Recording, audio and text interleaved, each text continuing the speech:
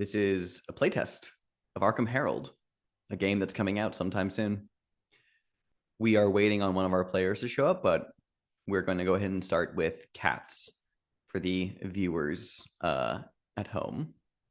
CATS is an acronym that stands for Concept, Aim, Tone, and Subject Matter. The purpose of CATS is to establish some basic expectations about what this game is and what we're going to be doing during this first session. Arkham Herald is a tabletop role-playing game about a group of investigative journalists in the politically charged world of 1970s Arkham, Massachusetts. These reporters chase conspiracies, cover-ups, corruption, and murders in the city and conduct investigations to drag these uncomfortable truths screaming into the light of day. Through their investigations, the reporters learn of an even greater threat.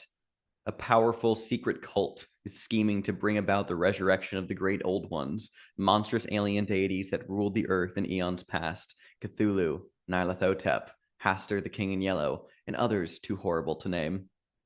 The reporters will ultimately be forced to reckon with this cult, whose members may include presidential candidates, high-ranking government agents, business magnates, serial killers, or their own friends and families, in order to save America and the world from destruction. The setting of the game is inspired by the headlines of 1970s America, the paranoid and political thrillers of the time, and the works of H.P. Lovecraft. The game's mechanics are based on Apocalypse World, Brindlewood Bay, and The Between, but you don't need to know anything about those games before we play. The aim of the characters in the story is to reveal the truths that the powerful try to hide, solve mysteries, and uncover corruption and conspiracies. Our aim as players is the same, but also to learn more about these characters' pasts and cursed futures, as well as to paint a vivid picture of our version of Arkham, a responsibility we all share. The aims for today's session are to create and introduce our characters, learn the basics of how the game works by playing it, and then have a debrief period at the end. The tone of Arkham Herald is dark, paranoid, and sleazy. A little bit of levity and humor is okay from time to time, but we will always strive to return to that dark, brooding place these characters exist in. This is a game of cinematic storytelling rather than strict realism. This may mean pushing your characters to take actions that a real journalist might not. Let's compare two of the films that inspired Arkham Herald: All the President's Men and The Parallax View. The former is a fairly realistic telling of the Watergate scandal and ends with the two journalists publishing the story. The Parallax View, however, is a sensationalized story inspired by the assassination of JFK, which ends with its journalist's hero chasing down the conspirators and attempting to stop another assassination. This film is much more in Arkham Herald's wheelhouse tonally. Some subject matter: murder, government corruption, body horror, oppression, drugs, threats to animals and children, foul language, the occult, and police violence are all things that come up frequently in this game. The game also deals with topics like sex, gender, and queerness in an open and frank way. We will talk about safety tools in just a moment, but in the interest of setting expectations right now, you should know that this game deals with intense, dark, and often realistic subject matter. But since no game is more important than the people playing it, we are going to use some safety tools. In painting this dark, unsettling portrait of 1970s urban America, we want to make sure we're doing it in a way that respects everybody's boundaries of safety and consent. So in order to do that, we'll be using 3 safety tools in play: the open door policy, the X card, and lines and veils. The open door policy is very simple. You can leave the game for any reason, and you don't have to explain yourself. Just let us know you have to go. No one here will ask any questions about it. The X card is here in case something in the game makes you feel uncomfortable in an unfun way. Just type or say X card in our chat, and we will stop play in order to change whatever just happened. As the keeper, I may ask for clarification on what is being X carded, but I will never ask why. We will resume play once the change is made. Finally, we will be using lines and veils. Lines are things that we are not going to have in the game, period. Veils are things that we're okay with being in the game, but we prefer not to roleplay them, or we simply want to keep them off screen. Importantly, even though I earlier listed a number of subject matters that come up in Arkham Herald, you can still include one or more of these things as part of lines and veils. As I said before, no game is more important than the people playing it. One more thing. During the game, we will treat our group's lines and veils as a living document, meaning you can add to the list later if you need to. We will also make a point of reviewing lines and veils each session. I will start by listing my personal lines and veils right now. You can tell me your own lines and veils later, or just put them into our safety tab. and we will communicate them when we're back from a break later. As always, we have played a lot together, so y'all know my lines and veils, but generally I'll repeat them here. My line is sexual violence and sexual non-consent. There will be fucking sleazy sexual, like things that happen in this game, but all of it will always be consensual, even if some absolute scumbags were involved. And my veils are sexual content, so we will either fade to black or keep such things off screen depending on the context with which they're appearing. um, and those are my just outstanding ones. I might add to those later depending on where this game goes, but we'll communicate the rest of our lines and veils later. um, let's talk about the setting real quick. These characters, the reporters, are investigative journalists, employees of Arkham's biggest newspaper, the Arkham Herald. The Herald is famous for being the voice of the downtrodden, often investigating cases that the ACPD don't give a shit about or actively covering up. The Herald has been doing this good work since the 19th century, earning it a roughly equal proportion of admirers and enemies. By the time we join these characters, they have already been working together for a time. Another thing to know is that these characters are to remain mysterious. We should avoid talking about their pasts, both in and out of character, unless we are prompted to do so by the game's rules. The reason we do that is because we want to learn about these characters as we play. It's little bit like watching a good TV show. We don't learn everything about the characters at once. The information is given to us in pieces, at dramatically impactful moments in the story, often through flashbacks or emotional confessions. With that said, we're going to jump over to character creation off recording, and by then we should have our fourth player present as well, in which case we will introduce everyone and who they are playing. All right, we're back. We have our characters and we have our fourth player. What we're going to do now is we're going to go around and when I call on you, please introduce yourself, the player, by your name and pronouns, and then tell us about who your character is. You can tell us about their name, their look, vice, their blind spot, and also summarize what your playbook moves do. And I'll remind everyone to avoid sharing any details about your backstory at this time. I will start. My name is Alex Trubitsky. My pronouns are he, they. I am the keeper for this campaign, so I'll be facilitating all of the madness to come. Daniel, you go next. I am Daniel, uh, and I am playing Jessica Vanderbilt, she, her, who is the friend. And let's take a look at her look. Her look is basically probably out of your league. And then she has this houndstooth mini dress, a gray suede knee high boots. Her personal vice is flirting, and her blind spot is trick of the light. And her moves are basically she's got two in total, and they are one of those faces which allows her to kind of find out what side characters like what does it take to like manipulate or work a side character. And then her big move is everybody who's anybody, and it's a pretty substantial move where there's these different beats, law enforcement, the underworld, nightlife, and they each have a move associated with them and contacts in those, and um they can come and they can go. But I had to pick. I had to pick a reliable source out of all of those, and I picked Autumn Roth, who is the district attorney. Very nice. Thank you kindly. Let's go to B next. Hello, hello. I'm Benar, they, them, and I am playing Mary Jane Doe, she, her. Curtain bangs, orange and brown floral print maxi dress, barefoot, 24/7, 365. You can't get shoes on this girl. Um, Personal vices riddles. I apologize in advance. Her blind spot is this must be a dream. And she starts with one move. It's the waiting room. And I get to go to a place called the Dreamlands, which is going to be super fun. And I get to talk to a friend and get clues or stuff. It's gonna be crazy. It's gonna be weird. That's all I have though. I'm delighted. Thank you kindly. Next up, Wes. Hi, gang. I'm the most normal member of this gang of reporters.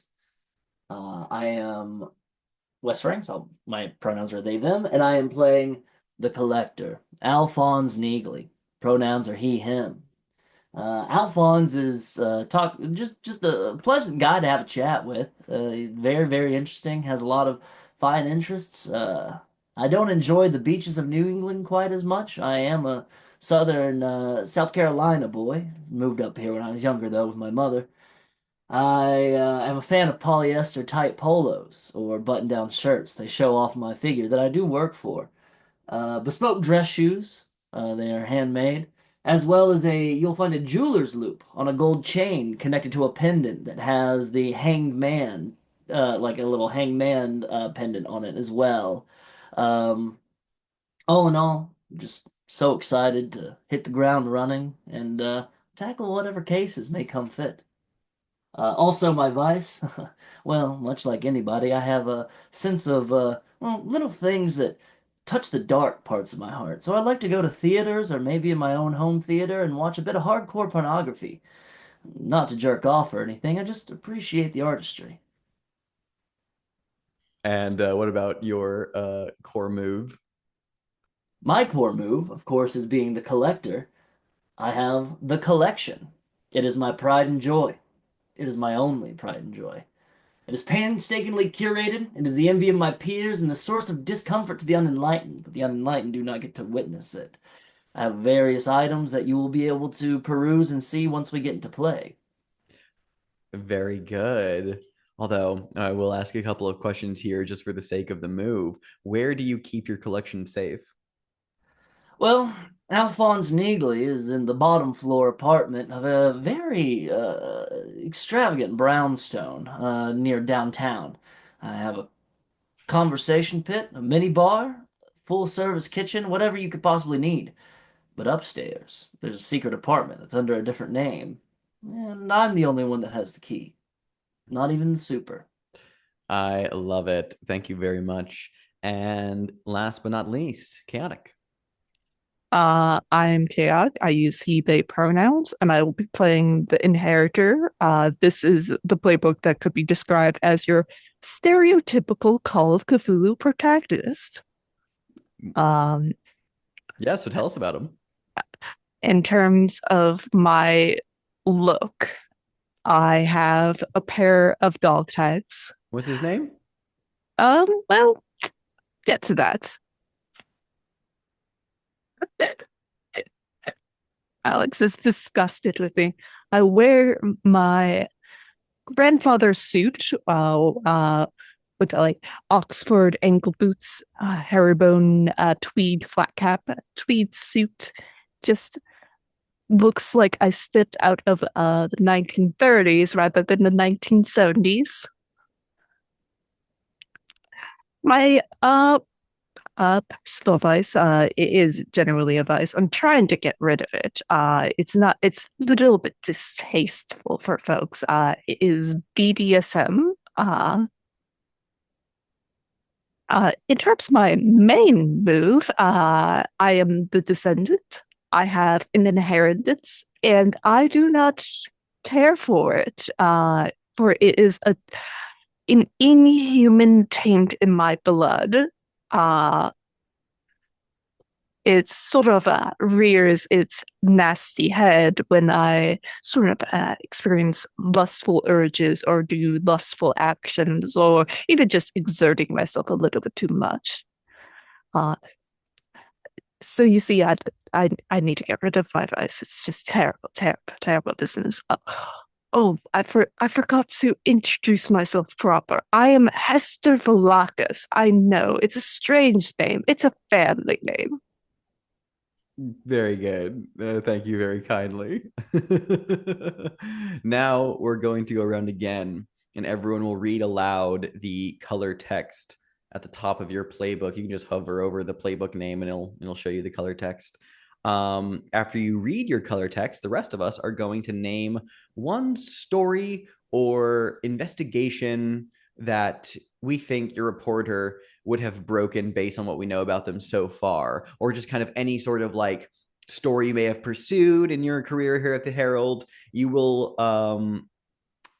you can veto any ideas you don't like or ask for revision. You will write each of these like details that come up, each of these like stories or snippets as items in the morgue files section of your playbook.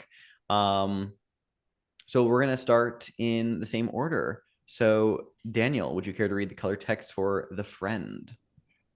It's not what you know, it's who you know. And you seem to know everyone in town. More importantly, they know you, from titans of industry to the humble street sweeper. In this line of work, access is everything. The omelet of a career wasn't made without breaking a few eggs.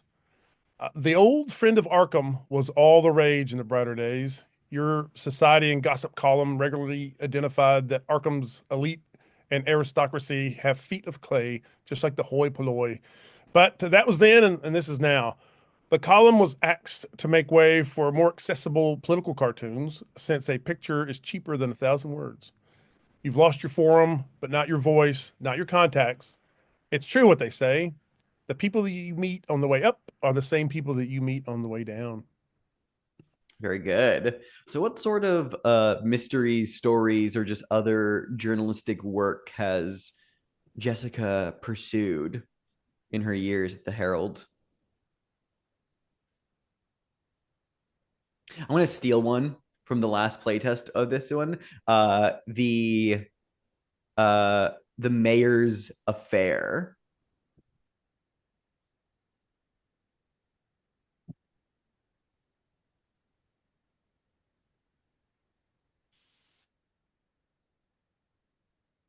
Just to be correct, it's Miskatonic University in Arkham, right? Yeah, that's correct. Do we know their mascots? Do we know Ooh, their team name? I don't think there's I don't think it's been confirmed anywhere here in this version, so feel free to make it up. Okay, so you cracked a drug ring that was operating within the Miskatonic University Mollusks football team. Ooh, that's fun.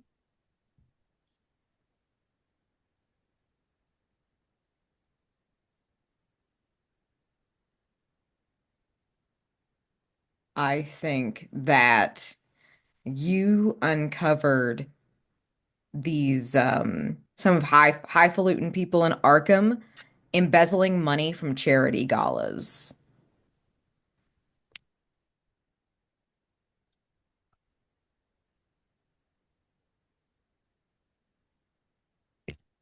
So this is all stories that got broken by Jessica Vanderbilt. Mm-hmm. I'm also fine with the idea of it being like details that were never truly followed up on, but generally the idea of being like shit you've thrown out there. I think it was a bit of a spite piece that where it was very just like sort of like day-to-day business of Arkham. That's where it's like, oh, kind of like a tourist school piece. However, I think it was you were taken off a story by the sort of editor-in-chief. Oh, So that's actually a character you're going to meet today in the session. Yeah, mhm. I like it. Daniel, what do you think of those? I like them. I got them. All right, splendid. Let's move over to Mary Jane Doe. B, read aloud that text, please. This is for the dreamer. You call it the Dreamlands, that extra real place you've always been able to visit. For a time, you couldn't control when it happened. You'd step from the waking world into the Dreamlands by accident, like walking into the wrong restroom, and then return to the waking world and not even realize it. Every day was like a flickering portal. But then you learn to focus, learn to breathe, learn to bring it under control, and you learn to love the waking world as much as your little dream palace. But now something has changed. Something is out there dreaming with you, and it wants to wake up. You need to find out what's going on in the world, find out what's just beneath the surface, sleeping. And this new job at the Herald is a great place to start. Too bad about the flicker. Too bad indeed. What do we think? What can be found in her morgue files?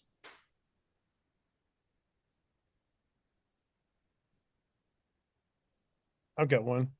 I think Mary Jane was working on the story, and this might be a little long, so you can shorten it however you like. You work on a story about a local midwife who was starting to form a cult-like following of young mothers. Oh, that's good. I'm going to do something. It's only like technically against the rules, but You're the only because keeper, you're fine. I know I'm the keeper. I'm fine. Because even though we're not supposed to talk about backstory, you did touch on your core inspiration for creating her Yeah. the way you did, Yeah. without knowing that there's actually a thing that already exists in this game that touches on that. So I'm going to connect the two of you. You have a it was a an insider expose about your time with the Blackwood Brood Oh my out God. back when you were out west, which was a commune cult led by a hippie musician named Richie Blackwood. Oh my God. Since you told me you were going for a Manson vibe, I'm like, well, Yes. I can make well, we have a Manson equivalent, so therefore By what was our lovely cult leader's name? Richie Blackwood. Richie Blackwood. Thank you so much for this Mm-hmm. gift. Yes, you're welcome. I think it's quite simply a protest by Misophonic students against I believe Vietnam War, Against the like what? a protest, anti-war protest. That Oh yeah. The Vietnam. Yeah. yeah. The anti-war protest by Miskatonic students. That's really good. That's great. Fuck yeah. Mhm. Typing it here. It's just an article title. Oh God. Okay. 33 tea blends to close your eyes and open your mind. That's good. That's And the really first good. listicles. I Oh like my it. I God. really We like that. invented the listicle in Arkham Herald. You like those, B? Speed each I other down. love these. Hell yeah. Beautiful. Wes, you're up. Read the collector's text. You are a connoisseur of the macabre, not some hobbyist antiquarian, but a true and devoted steward of the strange. Started as a cabinet of curiosities, more of a tackle box, really. A curious rock, a rare tobacco card, a nearly complete mouse skeleton. Eventually, your interest took a turn towards the grotesque. Crime scene photos, audio recording of a deadly train derailment, the journal of a state appointed executioner, and so on. It was this collection that first brought you to the Herald's attention, beginning your relationship as a consultant on the bazaar in the Outre. The hunt for elusive truths proved to be lucrative, albeit surreptitious, source of acquisition opportunities. While I have since pursued a full-time career as an investigative journalist, by God, my collecting days are behind me. Your obsession, that which you want more than anything, remains tantalizingly out of reach. It is worth noting before we assign any morgue files to Alphonse Neagley that because you are the collector, you actually start the game with actual genuine items that are pieces of your collection, things that you have, macabre pieces. You start the game with 3. What are the 3 that you picked? Well, so always ready just to kind of watch to remind me of the brevity of human life is a snuff film featuring the death of Marilyn Monroe. Slow, languid, dramatic. The singed ball gown meant for Casilda of the ill-fated 1920 Paris opera performance of Le Roi Ignon. And then, of course, a hand of glory made from the remains of Earl the Gorilla Killer Nelson. Quite a grip on that fella. Splendid. All right, let's talk about some stories that Alphonse was involved in. Okay, I think that you broke the case of a small time. I'm gonna say you probably thought he was an unimpressive serial killer, and you probably have the crime scene photos kind of tucked away. But Mm-hmm. I wanted a cryptid one, so I think Alphonse was trying to get information. He heard rumors that some kids in Dover, outside of Arkham, took a Polaroid photo of the Dover demon. Mm. Um, ooh, I like the idea just because I'm thinking about your vice. A series of like murders of like various like pornographic actresses in the city, like at one point. Um, I don't know like more detail behind it than that, so you feel free to maybe embellish it a little bit, but that's kind of like the core idea. I think it is a story about a subway derailment.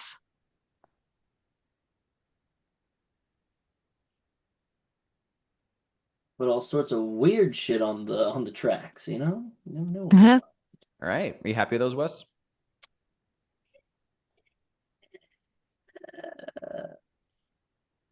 was it a series of train derailments or was it just a train derailment?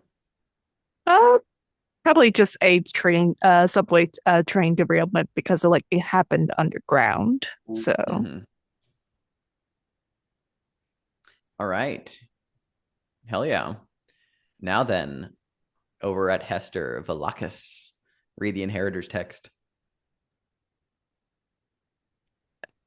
the history of your family is the history of Arkham. The two are inextricably intertwined. The fortunes of both have risen and fallen over the centuries. But while Arkham endures, you're the last of your line. You have traveled far and wide in search of a means to free yourself from the inheritance. Genealogical research was what first brought you to the Herald in your youth. You spent so much time buried in the stacks and archives. The old hands practically adopted you. You didn't so much pursue a career as an investigative journalist as it bestowed upon you like a laurel wreath. You are very good at it, after all. But that is not dead, which can eternal lie. Or so you heard. Old horrors from Arkham's past have returned, forgotten by most, but you know the signs. Protecting and restoring Arkham might also do the same for your bloodline, or you might end up going down with the ship, as above as below, so below, as they say. Very good. What are some stories that Hester may have broken or otherwise been involved with? I think that you did a sort of like an interest piece about the history of Arkham. Like I think it's like was a general history piece, maybe like from the perspective of somebody who grew up here, whose family grew up here. I think you did a piece on like the racial inequality of property ownership in the French Hill neighborhood. You know, like redlining and all that stuff, like making it hard for like black families to take out loans to get nicer like houses and all that.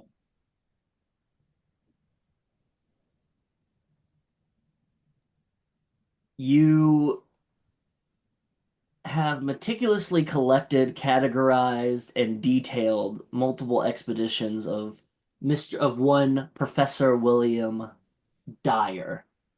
Nice. Dyer. Dyer, yeah, Dyer. Are you ready? Mechanic. You've not written this up yet, but you have evidence that a hermit has been living for decades in the void spaces and forgotten areas of the Herald. The Herald Hermit. His name may or may not be Ellis. Unconnected to the Brindleverse, but I like where your head's at. And I love it. It's very fun. That's referential to another campaign for those who are unfamiliar that we did. That's fun. Kadok, do you have thoughts on those or are you good with them? Uh, can you repeat what you said about Professor William Dyer again, Wes? Oh, just categorizations and detailing the many expeditions of one Professor William Dyer. I love it. All right. Now that we've met these characters, we are ready to play. We're going to take a break here. And when we come back, we will introduce the first story. And also, don't forget to update our safety tab with any lines and veils that you may have.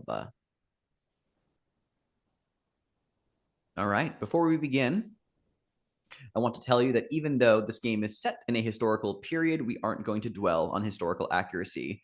We will do our best to represent the technology and culture of the era, but we're going to get some things wrong every now and then, and that's okay. I'd also like to point out during this time period, people with marginalized identities would likely have been treated very poorly in society, but don't play characters who contribute to this. The game being set in the 70s is not your permission slip to say slurs or act like a piece of shit. Let's begin. The Arkham Herald takes up the entirety of a good-sized office block in downtown Arkham, a large city north of Boston.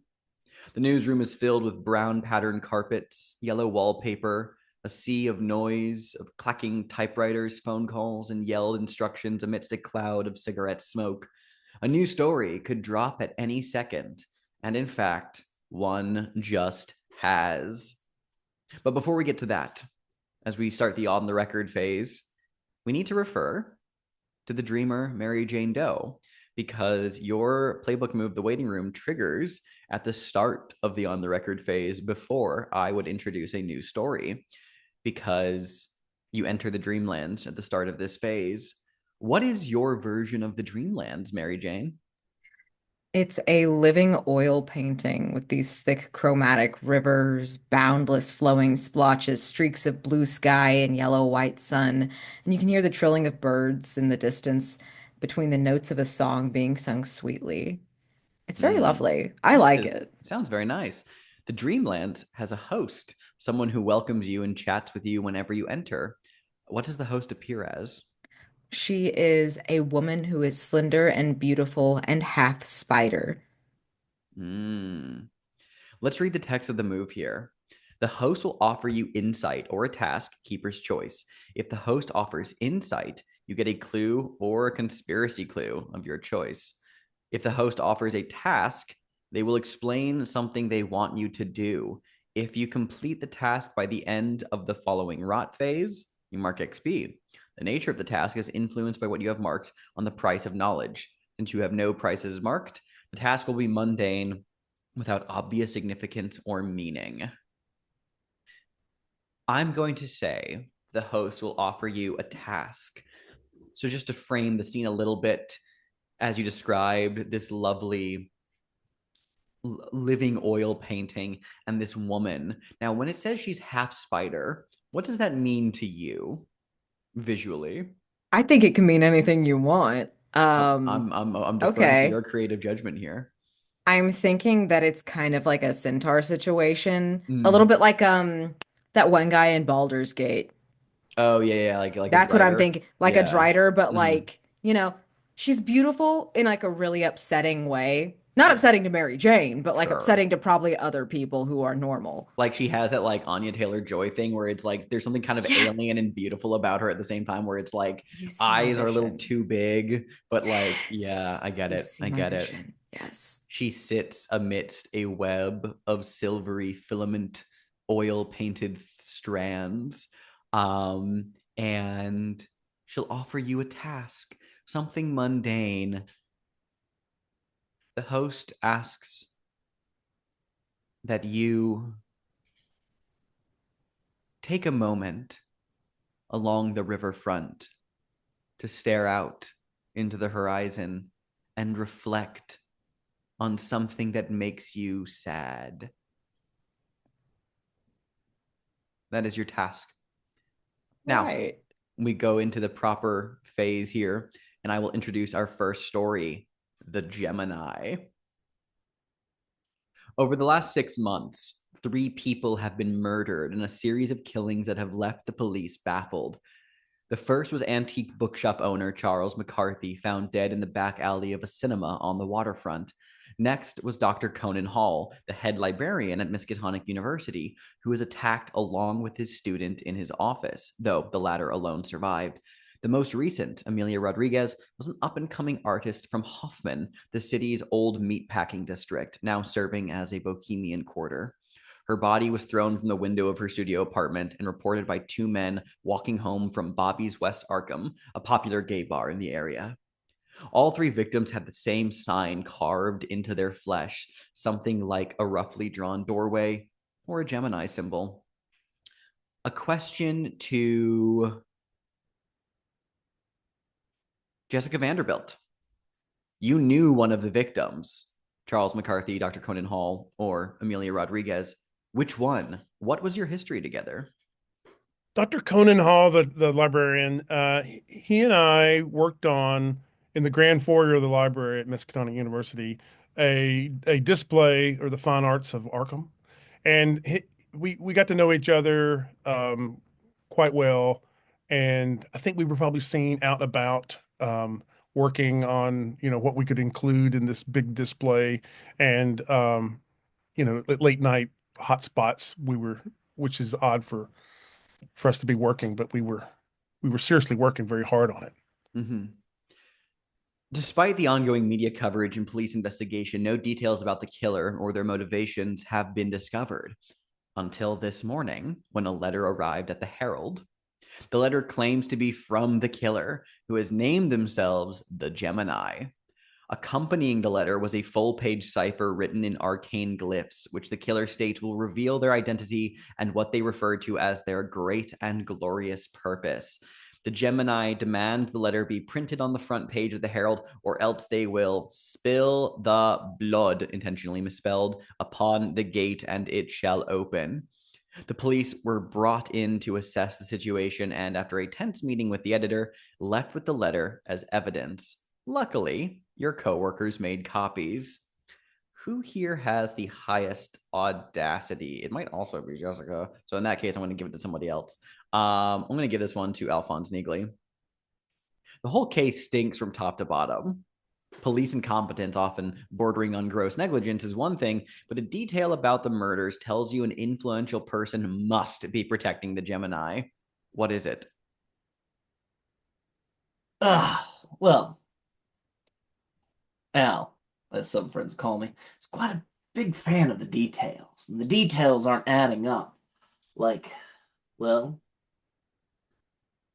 just look at the victims, friend. They may seem non-connected or random, but each of them have some kind of connection to the business going-ons in Arkham in some way or another. A librarian, bookshop owner, and then he goes, fuck, no, okay, no, they're probably writers. It probably has something to do with books, actually. With an artist and everything like that. And so it's like the details is just like it's the upcoming stuff of like books and like art and everything like that. And it's like, what do influential people care about? They care about culture and all that kind of stuff because they don't have to worry about anything else. Historically, all the rich people I know don't even care about politics. It doesn't affect them. I mean, the fine arts connection that Jessica just made there does suit that theory quite well. I like it. Absolutely. There are 3 questions available on the Gemini. Any one of them can be used to resolve this story or break it. And let's talk about them. The first question is, who is protecting the Gemini and why? That's complexity 4. You can break the story by exposing the Gemini's sponsor, forcing the killer to end their spree and go into hiding. The Gemini will continue to be an ongoing danger in the campaign if that option is pursued. Second question is, who is the Gemini and how do they choose their victims? That's complexity 6. You can resolve the story by confronting the Gemini during their next kill, then capturing or destroying them. And then lastly, what is the Gemini's great and glorious purpose? That's complexity 8. That will allow you to resolve the story by cracking the Gemini cipher and directly sabotaging their plans. There is a special price attached to this scenario as well, the price of passage. Each reporter recalls a time when they felt as if they were standing on the threshold of something bigger than themselves. And with that, let's start the on the record phase. I'd like to go around and hear what sort of investigative angles your reporters are interested in taking. I mean, 1 or 2 is pretty sufficient, and we can explore from there. Jessica, what about you? Totally going to the Miskatonic University because I've got loads of contacts there that I can find out get some information on Conan Hall and see, find out who the student was, maybe, and things like that. Yeah, absolutely. Or did you already tell us who the student was? Nope, just that it was one of his students. And that's what Jessica's going to do. Yeah, and you could even probably find that out just like on the way there, just because of like the previous stories have been broken about the incident. So yeah, it's fine. Love it. Mary Jane, what about you? I'm gonna go to the meatpacking district because I thought Amelia Rodriguez was awful pretty. Oh, this voice is gonna do me in. Can I line that? Can I hang You that on? can. I'm You not going to. can. I'm not going to. Yeah. That's terrifying. I love it. Okay, that threw me off. Alphonse, what about you? Yeah. Well, as a person of esteemed influence and culture, antique bookshop seems right up my alley. I'm gonna go ahead and see if I can, well, if there's any associates that Charles knew, if there's anybody that are regulars that might have noticed something was off, that sort of thing. If I need to break in, well, I won't have to break too much. I am into it. Very good. And what about Hester? Well, there's only really one sort of other location that really hasn't been mentioned yet, but Bobby's West Arkham, that probably sees a lot of foot traffic around the studio apartment, so perhaps we can get more information there about Mhm. the actual event itself. Yeah, I love it. I'm into it. An important detail to note, because we're all Carr from Brindlewood game veterans at this point, is these phases have nothing to do with time of day or even like tracking the passage between consecutive days. Hester scenes will be taking place entirely at night because that's when the club is going to be open, whereas other things just kind of like take place around there. So we'll get to Hester in a bit. Take it from me, 24-hour gay bars. Ugh. And Right? when the sun's up, ugh. Ugh, exactly. No, we all know what you're talking about. Absolutely.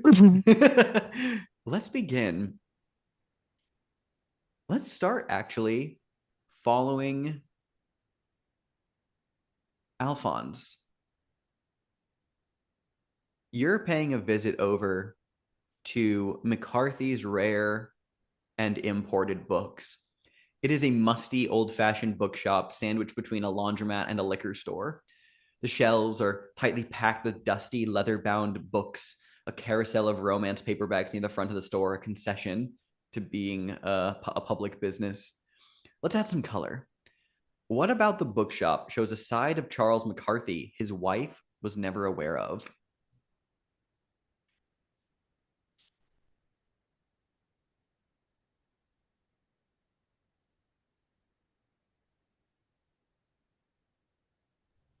I think one of them is it's very mundane, but he has like one of those a couple of ships in a bottle, like that he has clearly made, and it's probably something that he did here instead of at home.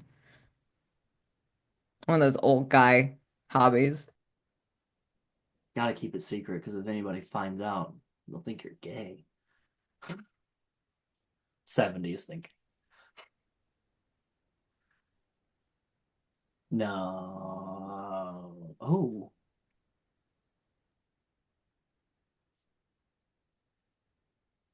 While doing so, even though it is an antique bookshop and collected books, a lot of them are kept in like secure like cabinetry and everything like that. Charles had a little bit of a bad habit smoking the pipe tobacco though, and you can tell the colors of the ceiling, the corners of the ceilings where they meet the walls. There's some yellow stains there, suggesting that maybe been smoking inside. He's got this big price guide almanac where you can go through and look at prices of books based on, their condition and all that and editions. And I think his wife would be, I think she would be a bit disappointed that he has pictures inserted in the back of some of his old flames. Mm. Those are all very tasty. Thank you kindly. Alphonse, how do you arrive on the scene outside the bookshop? Going to tape up and everything like that. This place wasn't the crime scene, so Okay. no, there's no police tape. But the store is closed. You can see that like sign like flipped in the window. The lights are off. nobody's present. And I actually think that there's like a posted notice on the door that just like states, it's like a little handwritten notice taped on the other side of the glass that the store is closed until further notice, with no actual additional explanation given. I'm gonna look up at the shop. Turn, look to my left, look to my left, look to my right. Do I see like a newspaper stand or something?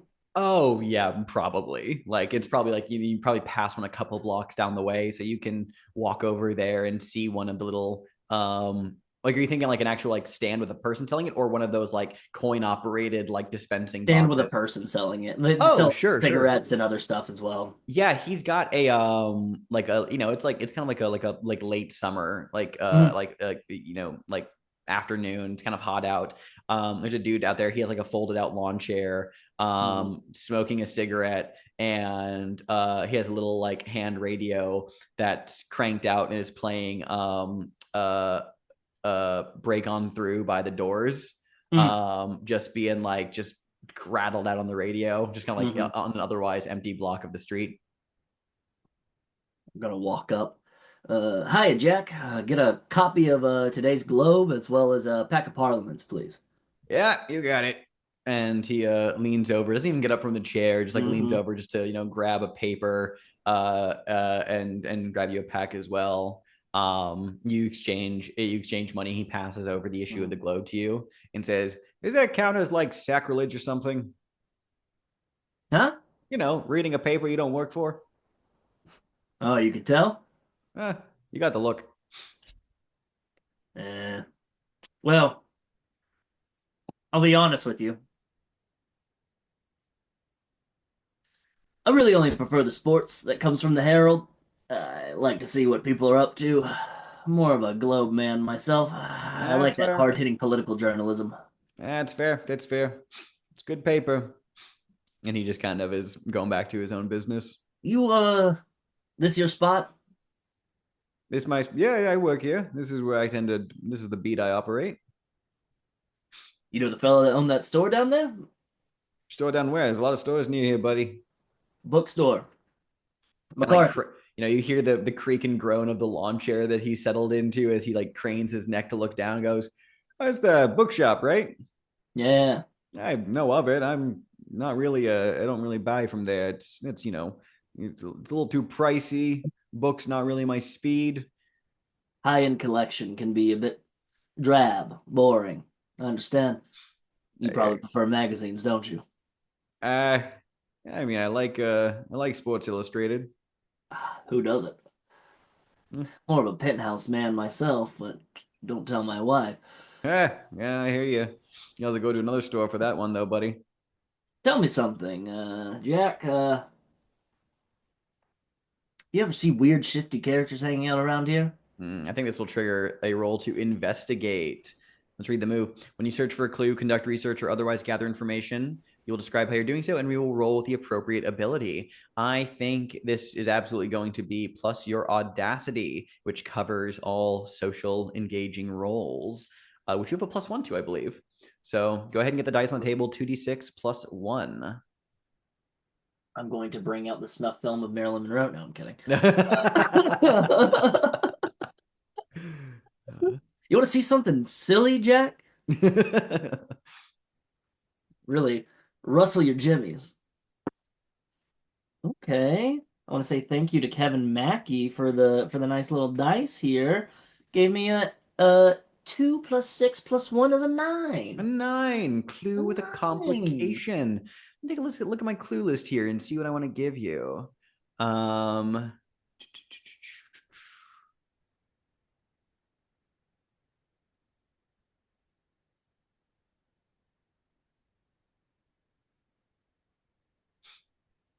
Yeah, he says, "Yeah, I heard that the owner got murdered a couple months back.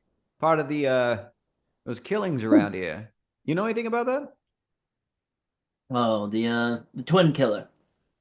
I don't know nothing about that, but yeah, fella didn't die. It wasn't found here, so it never was like a crime scene or anything. But I've worked this block for a better part of 2 years now, and you hear things, you see things, and you see things that you choose not to talk about, right?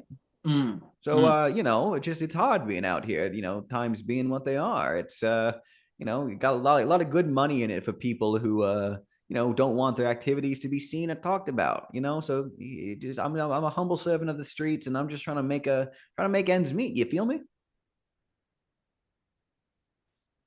Yeah, the complication here is that he will be you will get a clue from him, but only if you bribe him or like give him or do something to get him to fess up to it. He's trying to leverage that over you.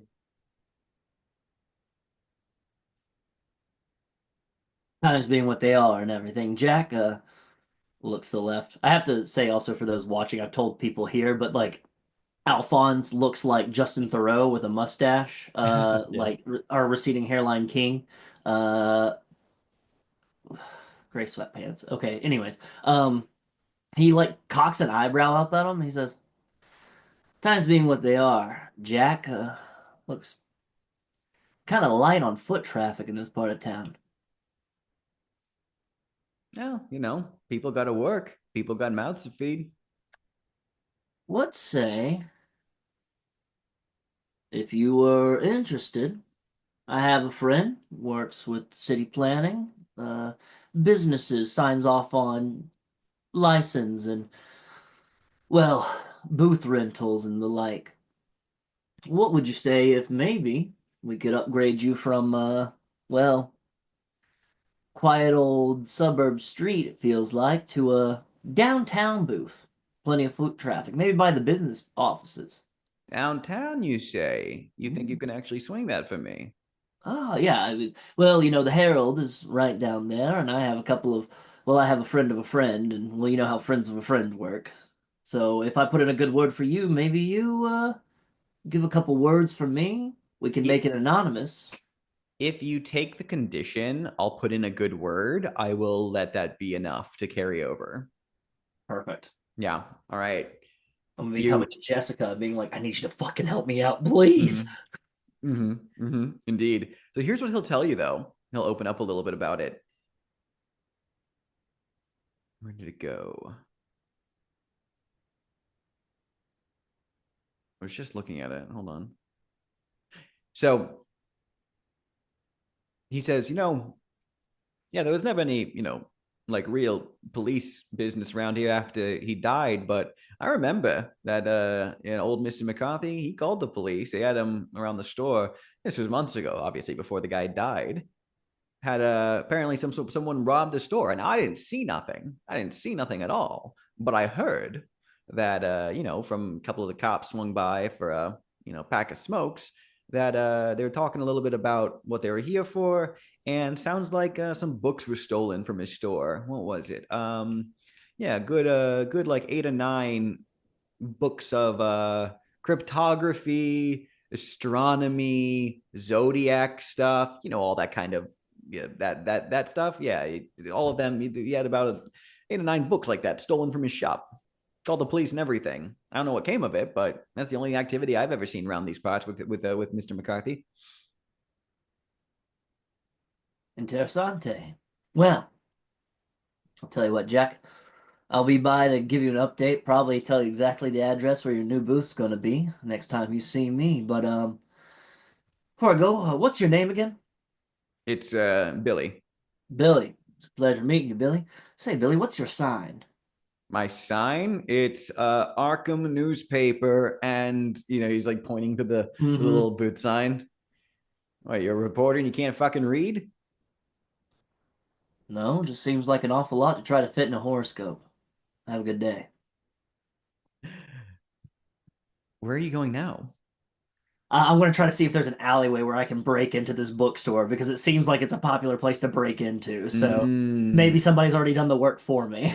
Yeah, it's sandwiched perfectly between a laundromat and a liquor store. So I actually think that if you go around back, there's not like an alley between them. Yeah. But there could be a behind the shop space, perhaps.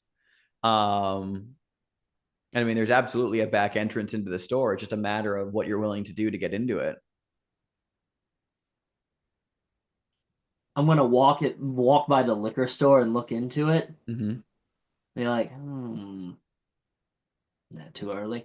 And I'm gonna turn and walk back to the laundromat, and I'm gonna look into the glass and just looking at all the tumbling washing machines and kind of get lost in them for a little bit. There's just like so many circles that I'm getting lost into, and then shake my head and I go, yeah, they probably won't mind if I take the back door. And I'm just gonna try to walk straight through the laundromat like I look like I know what I'm doing Oh yeah, with absolutely. purpose, and Hmm. then just like try to find a back door. And if I have to put a little shoulder into it, I will. I think this is great. We're gonna rope the actual like breaking in through the back door of the shop into this as well. I think that's Perfect. more of the risk here than necessarily just like going through. We're gonna trigger the move called Riskier Reputation. When you Hmm. use something riskier, face something you fear, name what you're afraid will happen if you fail or lose your nerve. Yeah, I'm afraid someone's gonna call the cops on me. Yeah, that definitely checks out. You're gonna roll this with your nerve because you're approaching it with a very calm disposition and keeping Hmm. it low key. Um, you can roll flat -1. Perfect.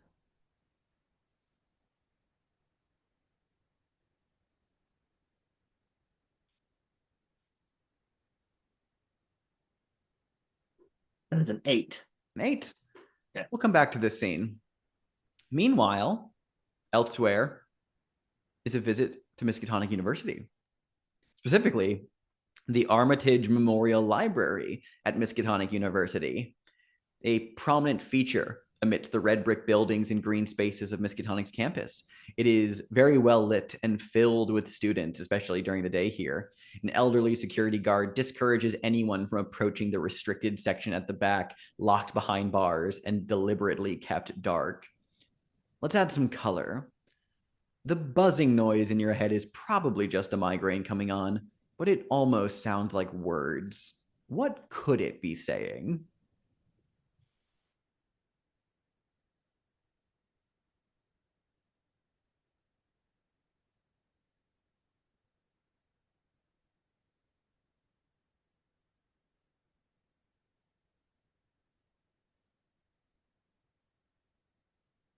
I kind of like that it's almost like like a song, but instead of actual words or lyrics, it's just like a tum diddle dum dum dum diddle dum dum something like that.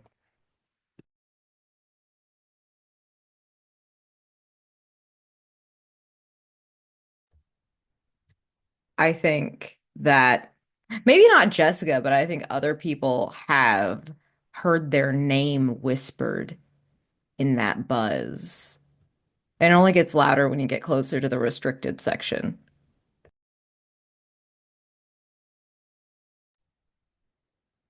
Giggles, baby, giggles. Giggles coming from behind shelves. Giggles coming from closed rooms. Giggles.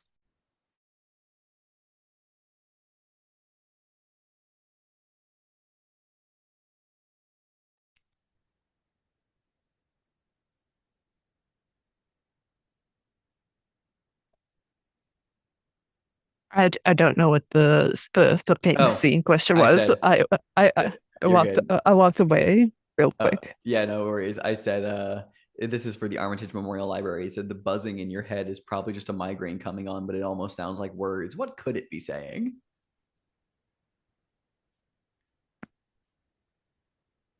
It could be saying the truths that you don't tell anyone.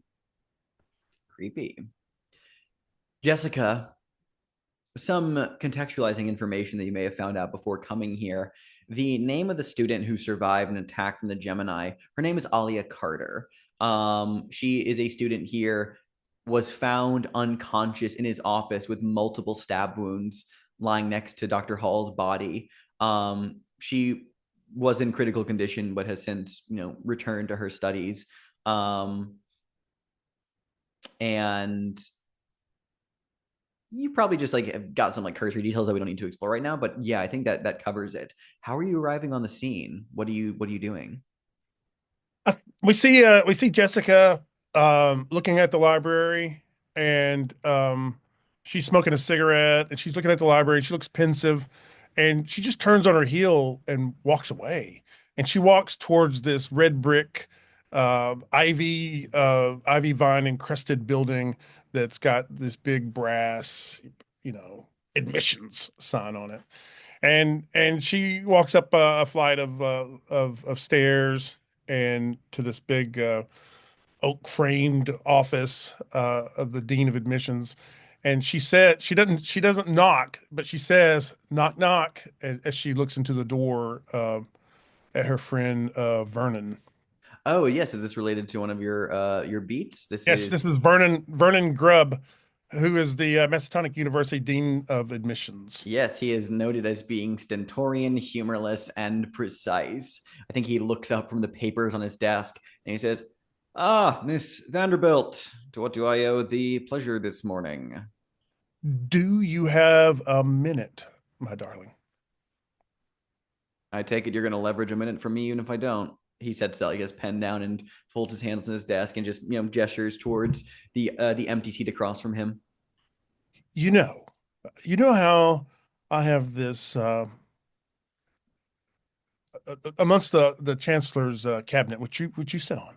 I have this deal where I try to keep the university's profile when it's in a negative light, low key. And so with poor Conan's murder, I really want to try to figure out how the university is not involved in this. Not involved in this. What the hell are you talking about, Vanderbilt? Well, there's rumors. Uh, This for is the example, first I'm hearing of it. well, you stay here in admissions while I'm out amongst the riffraff of the world. Listen, darling, uh, there are signs and there's rumors that it could be a student who is in fact the person who attacked uh, our Conan. I'm trying to activate actually. Yes, let's read this. This is one of because you have all of these beats of the city. This is under the academic. I'll read this old. I'll read the move here. Miskatonic University has had its fair share of scandals. Smart people can get into dumb trouble just like anyone else. It comes with a special ability called actually. The easiest way to get an expert opinion isn't to ask for it, but to confidently state something you know to be wrong and just wait to be corrected. When you investigate by baiting the big brains, the keeper reveals an additional clue even on a miss. Now, this ties into your core move, everybody who's anybody, which is you have access to the special move listed under that beat, and in any case, the keeper can have a related contact call in a favor. When they do, choose two from the list below. The keeper will then describe what the favor entails. There's no favor being called in now, so you're just activating the move. And yeah, I think you can go ahead and roll to investigate with audacity. 6 plus 3, 9, 10, 11. 11. Okay, so you'll find two clues. Let's see here. I think as you're like just ranting on and on about how it's like, well, rumors being that it's a student, blah, blah, blah, blah. Like Vernon gets just like, visibly annoyed, looking to butt in. And finally he finds the space to insert himself into the conversation to correct you and be like, no, that's not the case at all. I have no idea what you're talking about. Don't you already know? Let me take a look at my clue list here.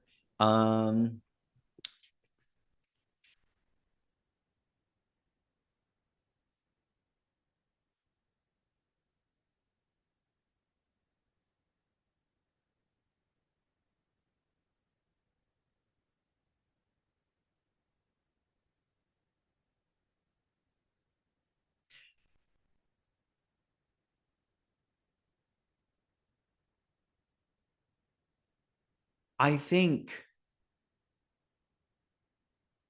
that Vernon mentions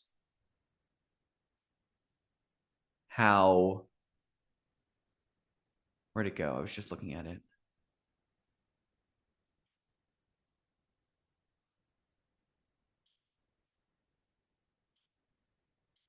Yeah. Okay, first of all, on the note of being like probably a student here, and just being like he's like, well, that can't be the case because Alia did give her eyewitness testimony to like the Gemini's appearance, to like the police and the sketch artist and all that. And it wasn't any student. Like the person that she thought she saw is not anyone here on campus. So that's unless she's lying to cover her ass. It was definitely not a student. We were very thorough. We've been handling this very seriously. And what second piece of information does he let slip here? I was just looking at something.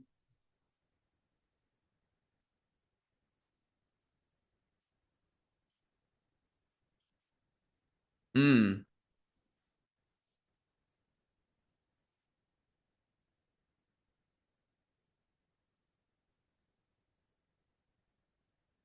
besides, the story that she was found in Dr. Hall's office is complete bullshit. She wasn't found in his office. She was found in his home, and his home address. This isn't the clue. I'm just giving you a thing. He's like, which is that the address of Dr. Hall's house is 387 Avery Street. And Vernon like is like, mentioning that, this was, obviously it was a whole fucking discrepancy that the university had to help cover up just because like it seemed unpalatable. Like obviously it wasn't unconfirmed, but it sounded like that he may have been having an affair with a student, or who knows. But either way, he was attacked in his home, not in his office. They went to great lengths to make it sound like that they was actually attacked in his office just to help avoid further scandal. And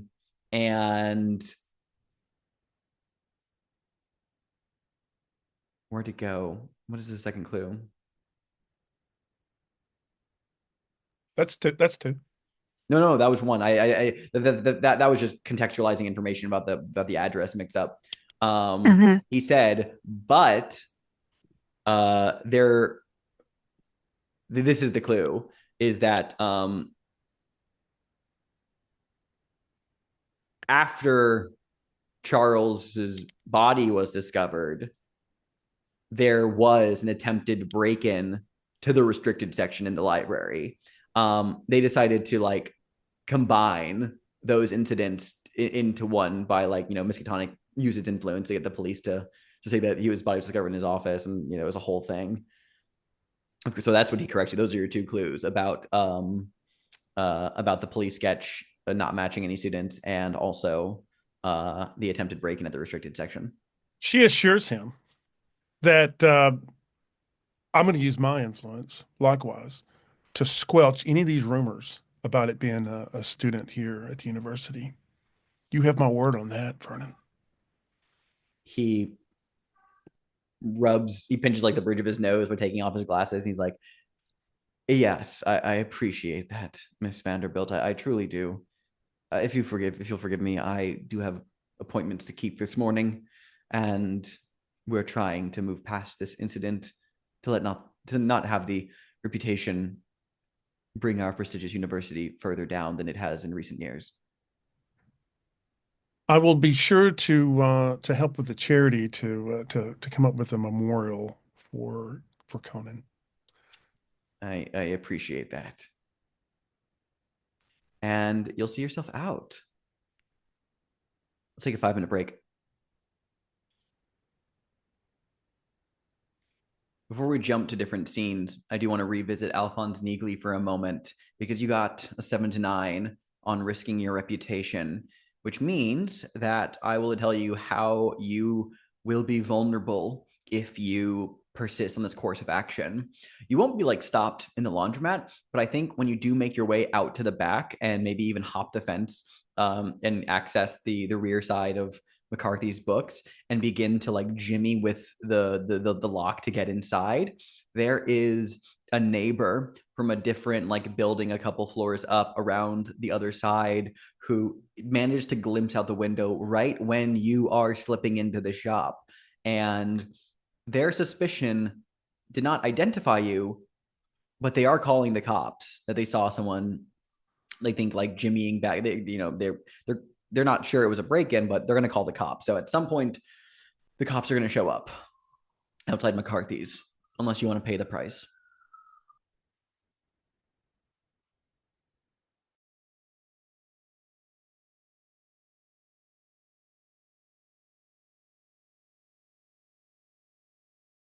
You know what? You know what? Yeah, I'll pay the price. Okay. You have a few options. You can either pay the price of the job, or pay the price of knowledge, or even pay the price of passage from the Gemini. It's very tempting to do a certain one, but I don't think it's right for me. So I'm going to market the price of the job. The collector has a special rule regarding their prices of the job, because you will mark, as with everyone, you'll mark the first unmarked box, but you will then choose another item from the collection and add it to your morgue files, because the collector's prices of the past explore your relationship to the items of the collection. So you can pick an item first, and that'll frame that scene as well, because it says narrate a flashback for the first time you learned of this treasure. How did your desire outweigh any reservations you may have had regarding it? Do you need time to think on that one, or do you want to jump into it?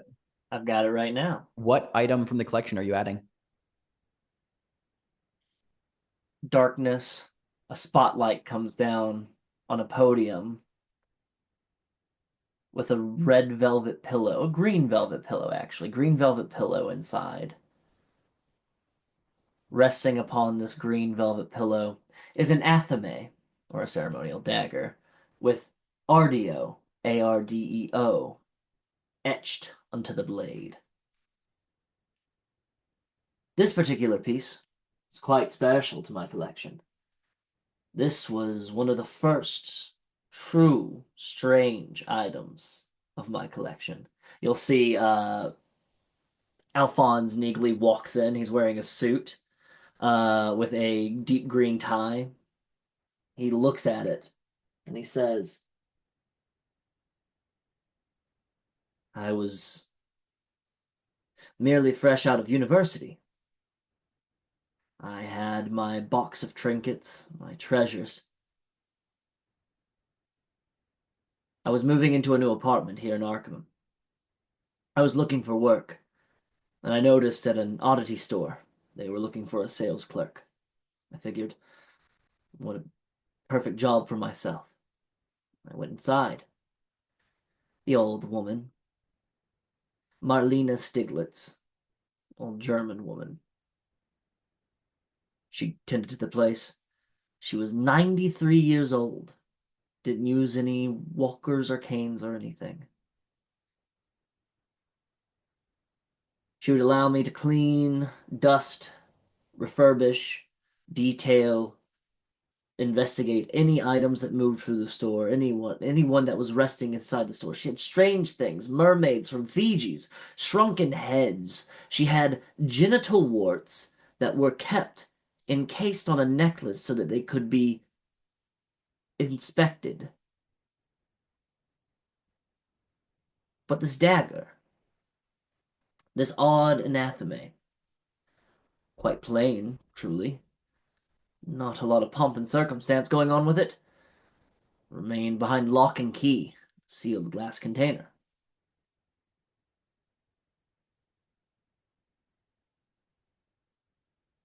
Marlena Stiglitz perished a week before her 94th birthday.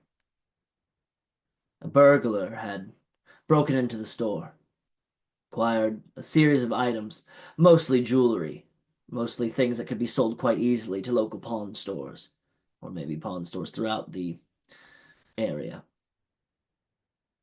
The one strange item that was taken was a ceremonial dagger. This very ceremonial dagger. It's a shame Marlena Stiglitz had to perish. Her store was a true landmark of Arkham, Massachusetts. But I assure you, I did everything I could to find this dagger and put it back in a collection where it can be properly cared for and cherished.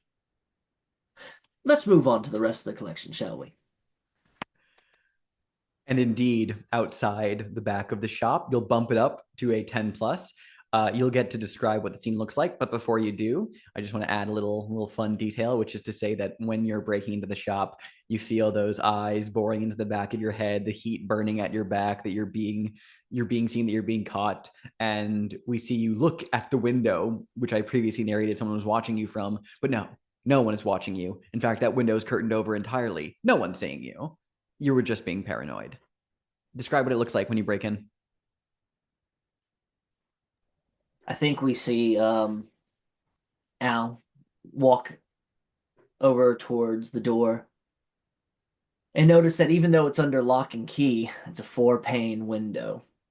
Foolish. Can be easily broken into. There's bars, but the bars barely cover up the lock. If you have hands delicate such as mine, you can do so.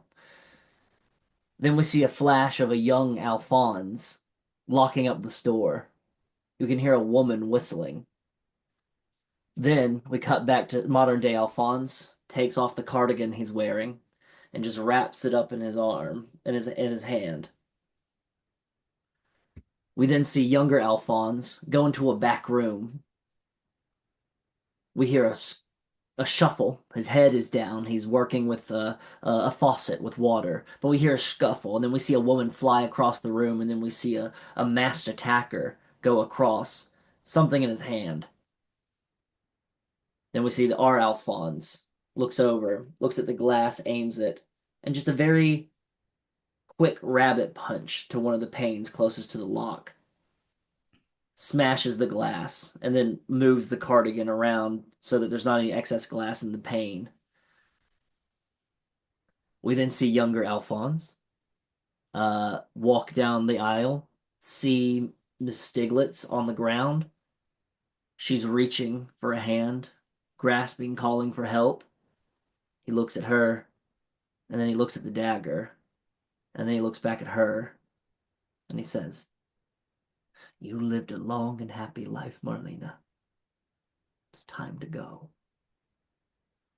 And he takes his cardigan off that he's wearing, and he just looks up at the dagger and just holds it over her mouth.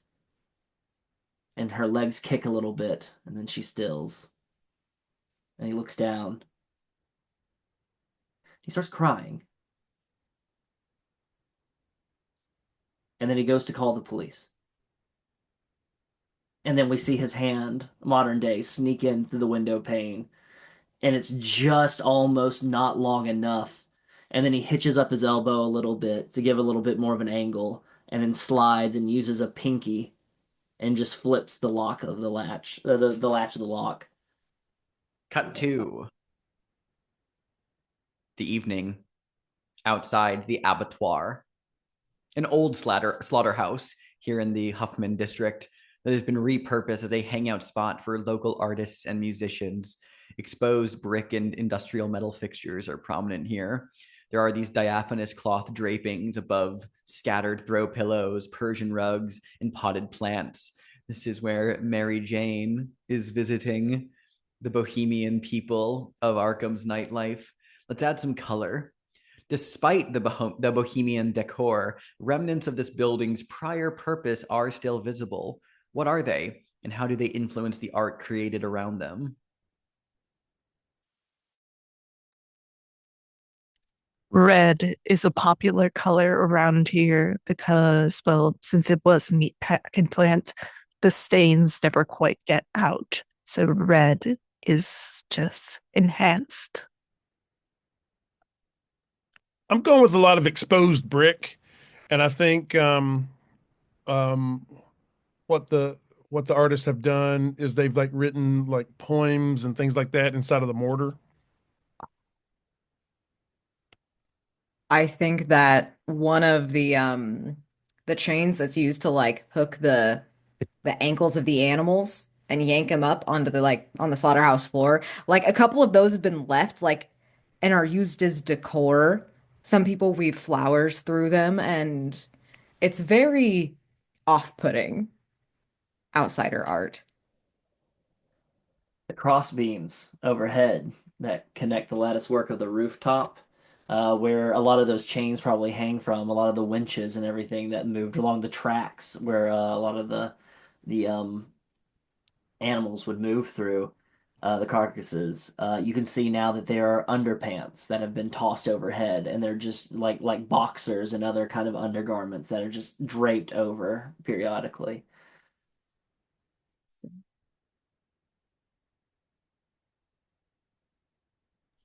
Oh, is that everyone? Nice.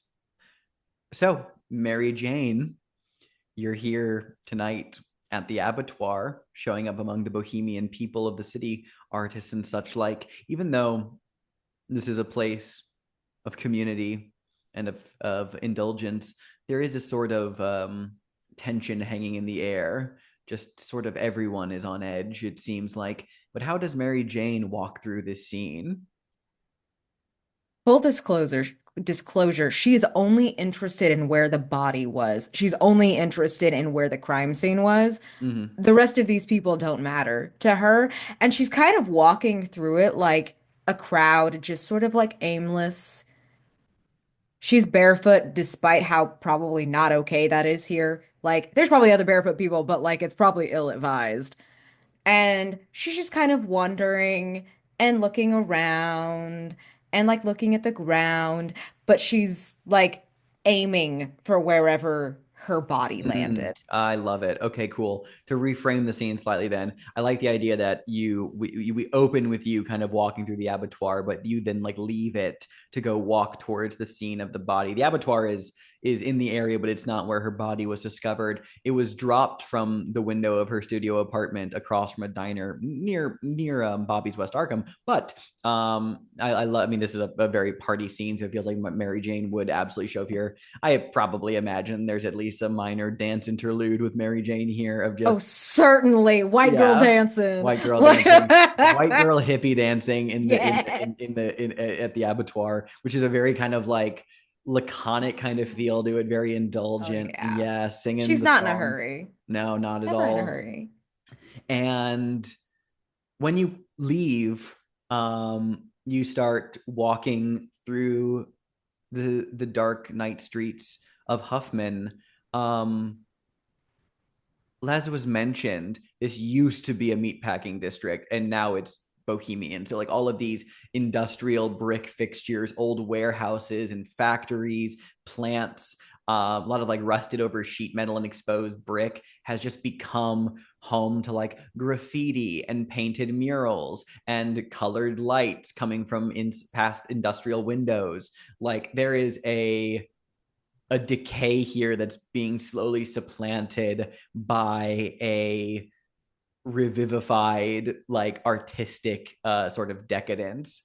And as you are walking past an alleyway, you hear the little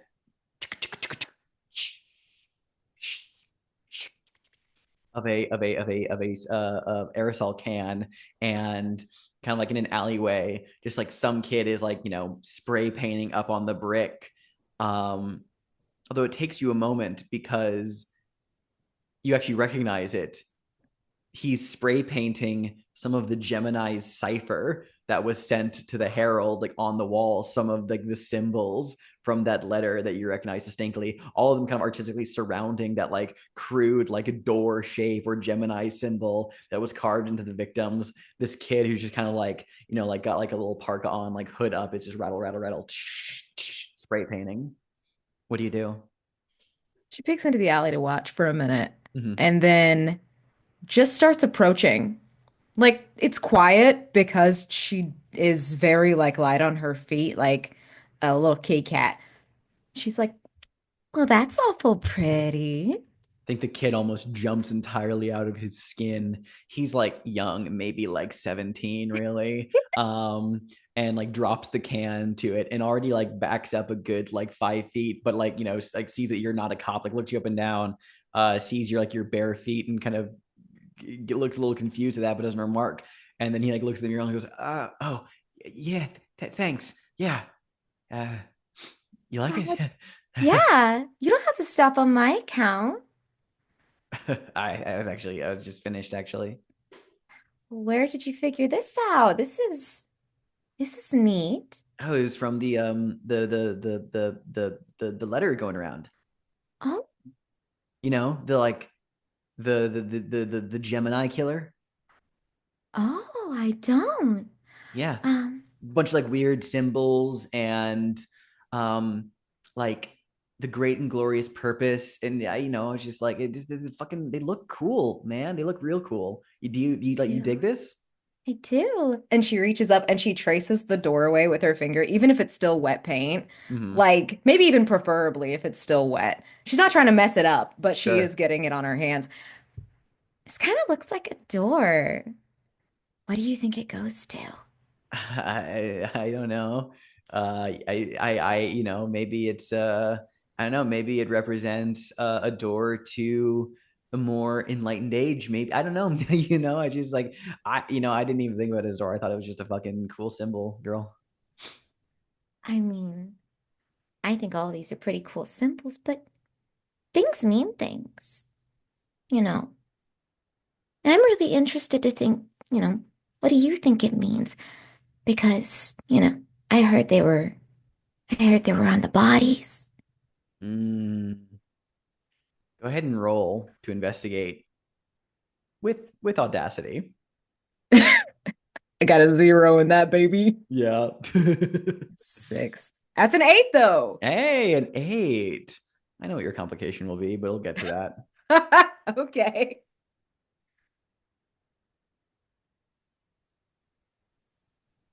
Let's see.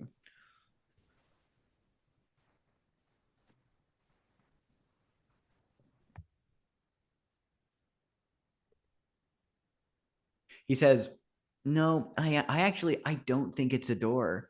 Um, I think it's supposed to. I mean, he calls himself the Gemini, right? Mhm. And gestures at the symbol, and like in Babylonian astronomy, the stars Pollux and Castor were known as the Great Twins. Their names were Lugal Era and Mislamta Era, which means the Mighty One and the one who has arisen from the underworld. I study a bit of astronomy. I'm hoping to go to. I'm applying to MU this spring. Well, you're awful smart. That is the clue. I'll type that in the Zoom chat though, because that Thank you, was. because I don't know how to spell any of the things you I said. know. Beautiful. You're fantastic.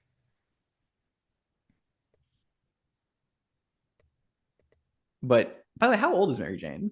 I think she's probably like really early 20s, Yeah. you So know? she's got that you can just see it on this kid's face. It's like got that like, that like cusp of 18 like oh, like I'm getting ready for college and I am like so easily in love with like college age girls. And so Hmm. he's basically like just like fucking wrapped around your finger here, just talking about art, and you have your little finger dipped in like the wet paint as well. And I think though, like, you're chatting with him and you start to kind of become a little uninterested because like we Hmm. hear the sound begin to like muffle of his side of the conversation as your eye line is drawn to like deeper into the alleyway, into the shadows of all like the spray painted like mural work and art that's been displayed around here. There's some artwork, some graffiti that's been done deeper in, heavier in the shadows, that is something is drawing your eye. Ooh. And you actually like step away from him a little Mhm. bit and go to look at it, and it's nothing noteworthy really, but it is graffitied on the brick wall, is just in scarlet red paint, just a series of letters that really just seem to mean nothing in particular. Like it doesn't form any word you've ever really seen before. It's this long string of them, and the red paint like runs down in rivulets like trails of blood. There's something distinctive but also unsettling about it, and your mind passes over it a few times. It never feels like you're properly reading it. It just kind of like it hurts a bit to read it, because it's so just nonsensical but also compelling at the same time. Your mind is attempting to read it, which if you had to and it feels like pronouncing it with a human tongue is not at all the intended effect. It just sounds like garbled nonsense.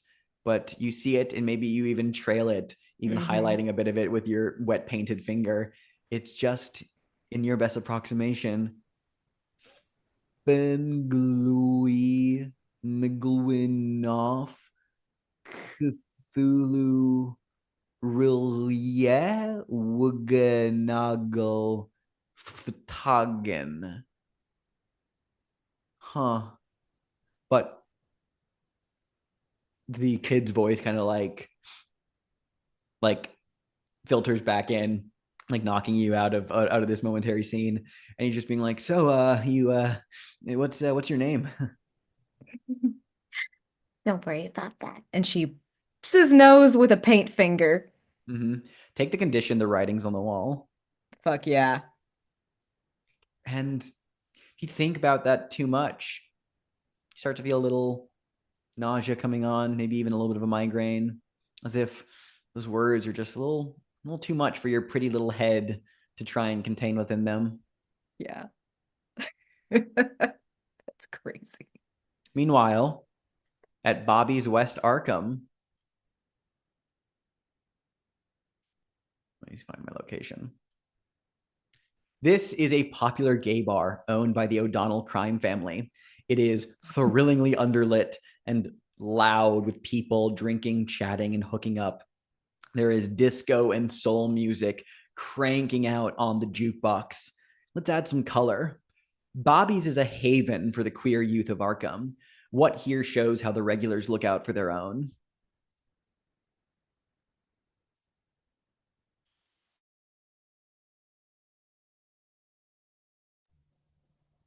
I think the bouncers, we see a real buff person, and they have their right ear pierced.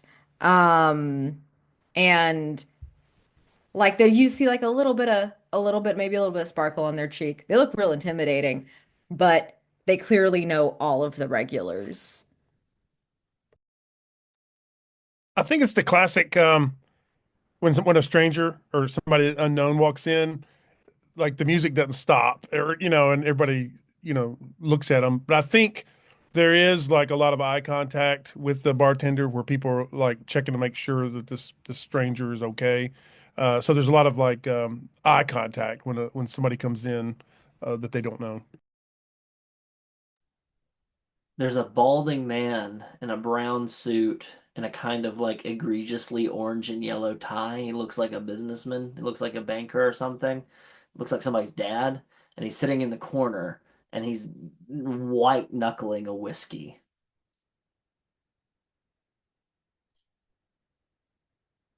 Very nice.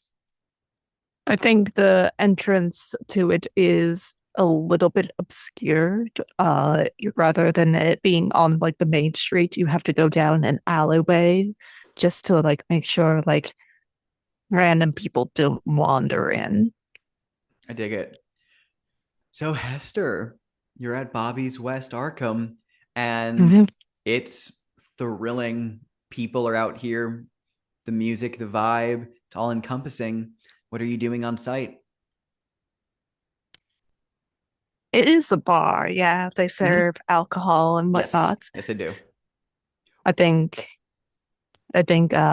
Esther is gonna saddle up to the bar, probably order a drink and whatnot, and just sort of like is eyeing like the crowd to like see if like I could like make a little bit of a flirtatious eye contact with someone to just get them to come and talk to me rather than Yeah, you catch the eye of a sailor. He meets your gaze, flashes a rakish smile. He's dressed in his pristine white slacks that are tight around the thighs, plaid shirt unbuttoned 2/3 the way down. He very clearly strikes you as a Navyman. And he like, saunters across the crowd to sit next to you at the bar. And he's like, "You having a good night?" But yes, seeing if it can be made better, but well. Frankly, I've been hearing some scary things as of late. It's a scary time we're living in. What are you drinking Mhm. tonight? I think a whiskey sour currently. Yeah, he orders you one and says, on me, my pleasure. So you're Mhm. scared. What are you scared about? Isn't it a good vibe out tonight? I know that things can get scary out in the world right now, but here at Bobby's West, baby, we're free. We're happy. Yeah, just more people been coming around because, well, people have been jumping out windows. You Oh, heard that? damn. You heard about the murder, yeah? Mm, Shit's scary. It's a bad time. But yeah, that was you're talking about Amelia, yeah? hmm. Damn. Talk about, That happened last time I was here on shore leave. Real shame. yeah. But honestly, from what I've heard, the cops aren't gonna do shit about it. So, Hey man, don't worry about any of that. You're here tonight. I haven't seen you around before. I mean, I'm not around all the time, but and I take shore leave when I can get it. And I'm happy just, to meet a new face here tonight. mhm. Oh, I'm just worried if it's gonna just get closer. That's one of our own, you know. What are you worried about? Mm. That's just gonna get worse and worse. That's gonna continue on He's going because to put a hand just gently against like your like lower thigh right above the knee. Just like, very casually, just to rest Mhm. it there while you're talking one to one amidst the music and crowd. By the way, I'm Bruno. I'm Hester.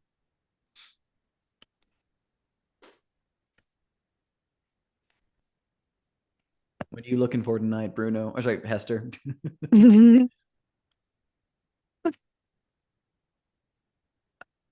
A bit of fun, bit of comfort, maybe a story or two. He smiles and takes a drink and he says, well, you know the songs. Get me drunk enough. You'll have to figure out what to do with me. I think I'm gonna start buying Bruno some drinks to see if I Mhm. could get him to loosen up, to see what happened here when he was last year. Would you say that you're feeling any lustful urges or are you not actually into Yeah. this? Mm-hmm. I think as per the circumstances, um, I will ask you, do you feel yourself giving in to these urges or do you try to repel the nastiness that comes with it? Is there an inner battle or are you just letting yourself be free tonight? I think in Hester's mind, he has to give into these urges because, like, if he doesn't, he will just put off Bruno. Indeed. Each time you mark the inheritance track, describe a sign that shows how your impending doom is growing ever closer. I think eventually, like, with the drinks being served between them, I think Hester has gotten even closer to Bruno and like they are like making out the bar and whatnot. I think if Bruno was paying a bit closer attention, or even if like the lighting here wasn't so dim and dark, I think you would realize that Hester's eye color has changed into a sort of a yellow hue. Mm. I think we're going to trigger a roll to investigate. And because you narrated how y'all are just like making out and getting physical, I'm actually going to say that you can make this roll with vitality because Ooh, you rather physically getting information out of him. in this, when you call it Sorry, yeah, intensity. intensity. My bad. Yes, with intensity is what it's called in this game, which I think is extremely fitting for this scene.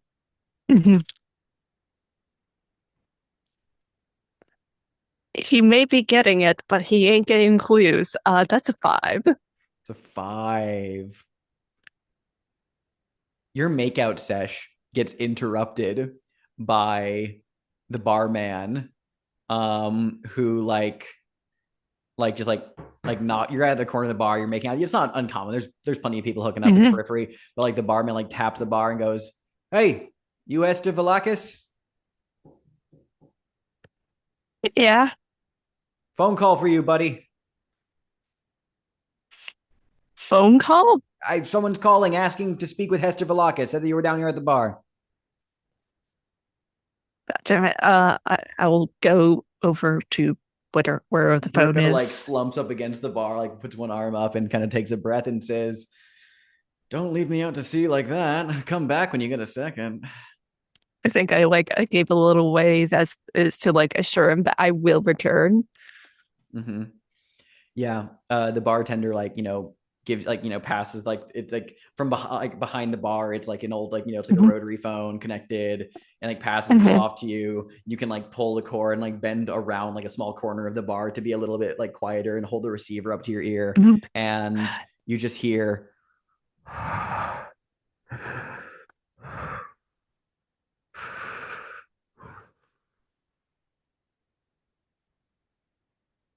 Who is this?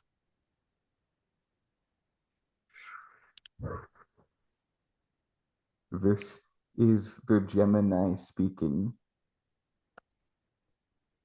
I want you to know I have collected more keys for the gate. The painting girl was one of mine. I painted with her blood. For me, it was the greatest feeling in the world. I will not give you my name because you will try to stop me from collecting keys to open the gate, and the gate will open and it will be glorious.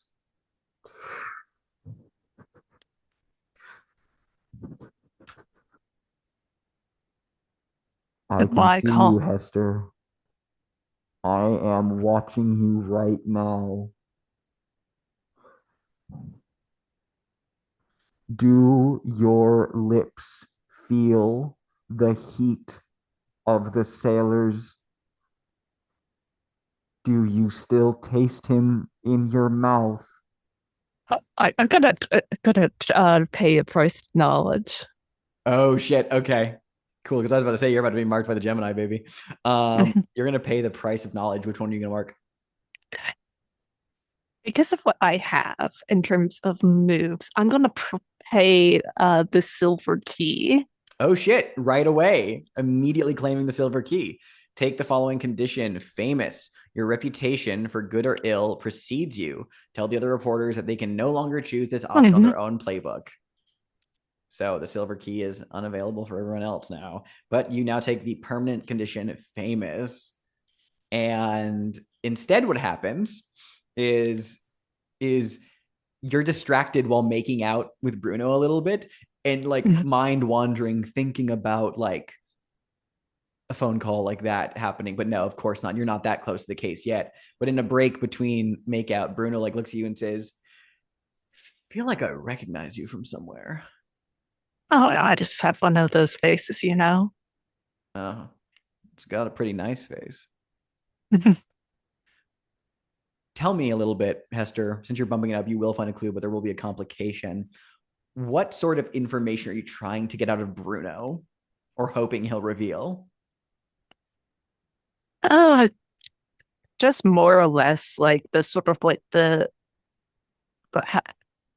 sort of like as he was probably coming to the bar, what sort of like things like he like heard that night, like sort of like anything like unusual, like someone yelling like words out in the night. Yeah.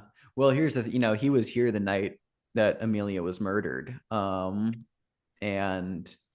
from what you learned while just talking to him, this is not your clue. It's just that he didn't really know her. Like he knew of her.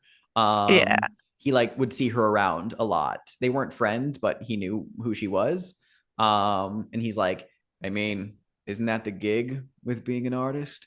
You got to be famous while pretending you're still poor. And the clue he'll reveal is that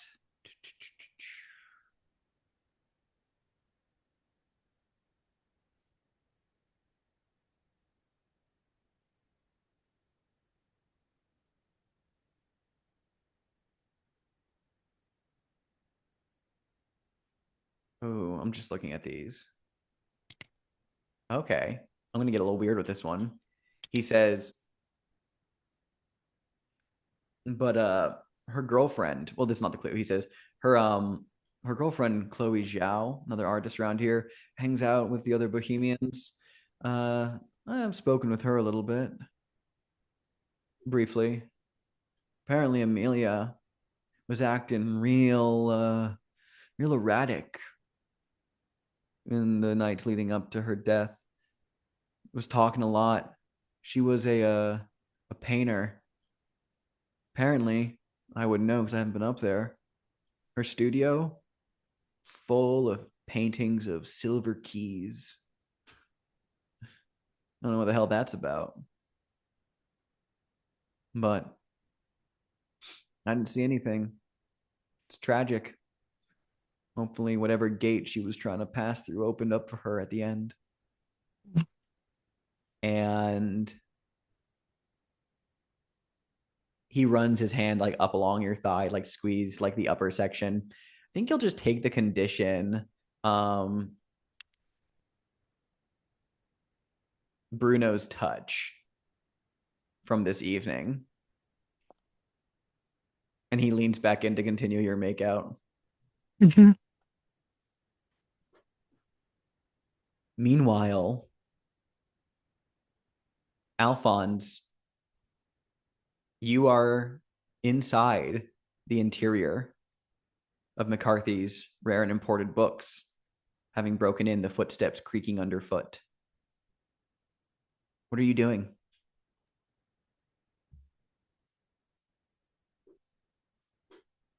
I'm a collector myself. I understand that the book collector, you want to have a lot of fine things out in the front. You want to have maybe a first edition of The Great Gatsby, say, or maybe a collection of Encyclopedia Britannica. The real juice that's worth the squeeze, that's kept somewhere. Start looking around, getting a feel for the place, see if I can find if there's any hollow walls, that sort of thing. Where would the good stuff be kept?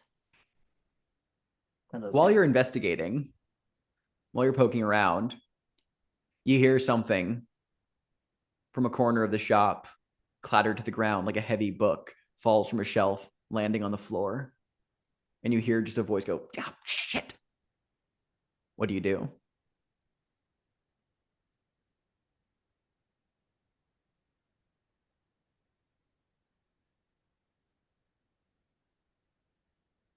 Say, friend, someone here? You hear a fuck and you, like a little like thump. It sounds like someone's head just like slammed up against a shelf. It's God, damn it! But don't shoot. And you see like a pair of hands come out and sticking his head out from around the bookshelf. You actually see a familiar face. He is dressed in, as always, jeans and a button down that he definitely got from Goodwill and a corduroy jacket that's pretty worn and seen better days. This is your nerdy and absent-minded coworker from the Herald, Roy Green, the cartoonist, who just goes, oh, fuck me. Neegly, what the hell are you doing here? I thought you were a fucking cop. I almost was, until I saw that it was your dainty wrists. I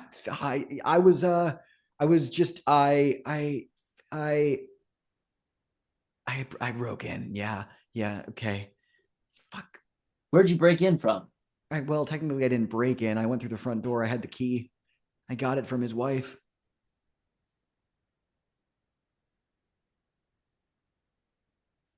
All right, Roy. I get it. You're wanting to muscle in on some reporting, right? Yeah, and I'll just say in the fiction here, you know that he has been like he's a political cartoonist and he has been like fucking absent-minded as of late and like almost obsessively poking into as many details about the Gemini killings as he could get. Your coworkers frequently dismiss him from conversations and remind him that he has deadlines to meet. But yeah, he's just like, look, I've just been, I was following up on a thought that I had, and I thought, maybe we could talk about it. I didn't know you. I'm like, fuck, man. Oh God, he's like, my heart's going a mile a minute. God damn it. Okay, I'm good. How about you breathe first? You need a cigarette? No, I don't. I don't smoke. You probably should. Anyways, look, you've got nimble little fingers. Seen you work your way around a cartoon. Though I don't appreciate the depiction of Roy Cohn. That was walking a thin line there. Hey man, they just gave me the brief. I followed through it. Just following orders, huh? I know Okay, somebody else that just don't. followed. Okay, no, don't cut that shit on me, man. Fuck. Look here, Roy. I'll tell you something. I'll tell you something quick. You can stick around. You can put your peepers on whatever. Maybe you might get some inspiration for something. You're not gonna just like tell me to fuck off and get back to work? No. You're not I gonna don't even tell like you're your not gonna work. tell Sal that I was here? I don't even like Sal. Fair. Okay. No, I think this can work. You help me out and kind of help me, well, juice some of the details around here. And, we'll see what we can do about getting you an extension, huh? Yeah, all right, cool. Just and maybe like if when you're done, maybe we stop by around the corner, grab coffee, and I can like bounce some of my thoughts. I've been thinking a lot about the Gemini, and I think I've got some notes here that I think that are really like the things that have been like really missed out on. Perhaps like it'll help you with a bit of a different perspective, and I'll watch you do your thing, and maybe I can learn a thing or two. Sure, Roy. I like coffee. Take the We condition can do mark. that. Take the condition marked by Roy Green. Mm-hmm. Mm-hmm. But go ahead and roll to investigate with insight from poking around the scene like you described.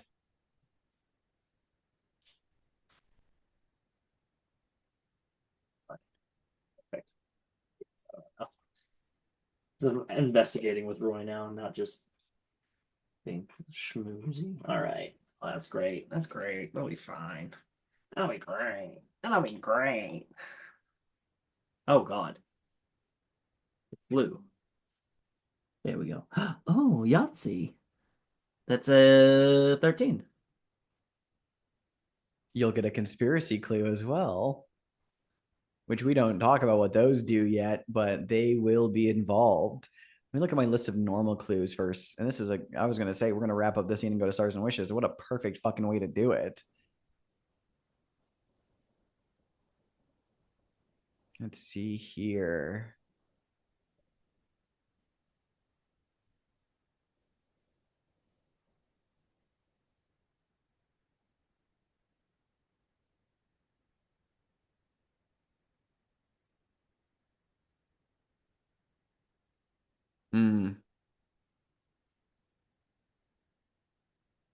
You find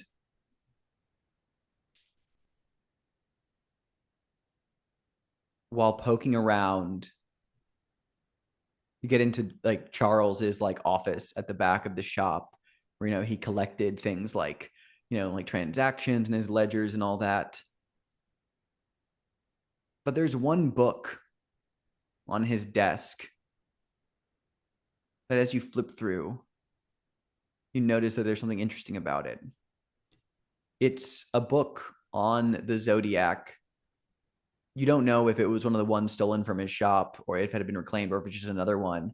But either way, it has been thoroughly annotated in the margins with written out symbols that heavily resemble the Gemini's cipher from the letter.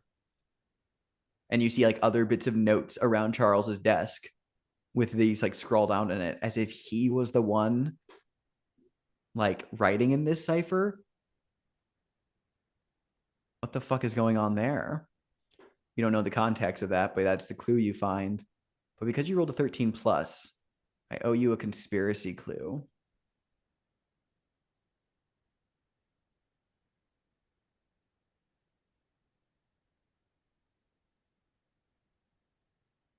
Let me take a look at my list.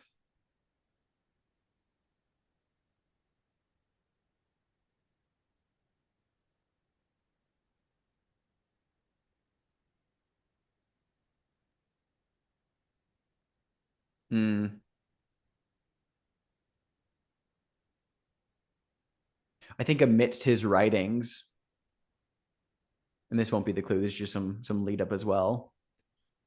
You see, amidst all of like the Gemini cipher writing that's been scrawled around here, it seems like he has a little like scrap of paper where he looks like he made like a little like scratched out note of just like, and he's like, scribbled it out. But as Alphonse, you examine it up to the light, for us, the viewers, it's a familiar phrase, the same one Mary saw scrawled in an alleyway. Letters that just seem jumbled and nonsensical to you, but there's something oddly compelling about them. But then there is a rumbling. The ground shakes slightly. A book falls from the shelf. An earthquake rumbles beneath the earth.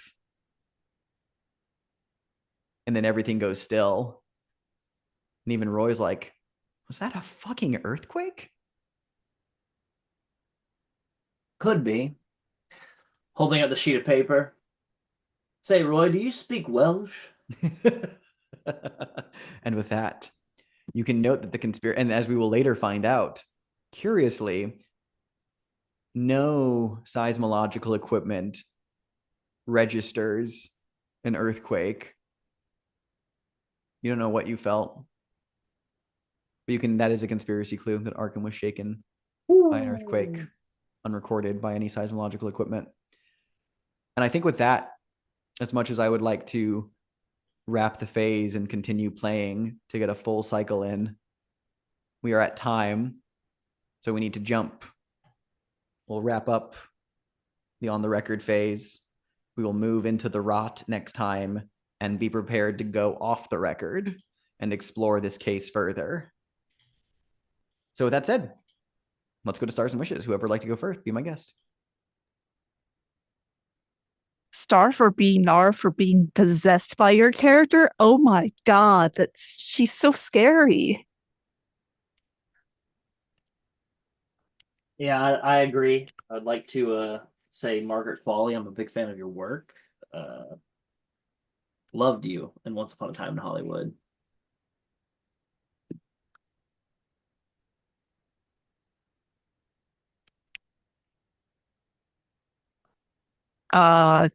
God. Star for Alex, that so like just like your character work of just like making like these guys who are equally as shifty as we are, like everything's just so sleazy of just like, well, I just got the key from the widow, is just like peak of just like you didn't need to break in. Oh God, Alphonse, just the your first price. Oh God, that's evil. Oh, insidious. Just murdering immediately off the bat. I would say that was medically assisted suicide. Maybe manslaughter at the most in a court of law. Sorry. Uh, God, just going in and just being like, so this is how things are going, and just being like completely just wrong about it. Just like, yeah, the university is gonna get like in trouble for all of this. It is just like it's like, what are you talking about, Jessica? And it's just like, oh wait, that's a move. So that was very good, Daniel. Uh, wishes. God, I'm looking forward to shooting the shit with people because I have now technically unlocked part of my move for the shunned house, which allows me to clear additional positions for people. Ooh. So, I'm like, sure it's going to yeah, be in a that's very normal way. oh yeah, it's very, very tolerable.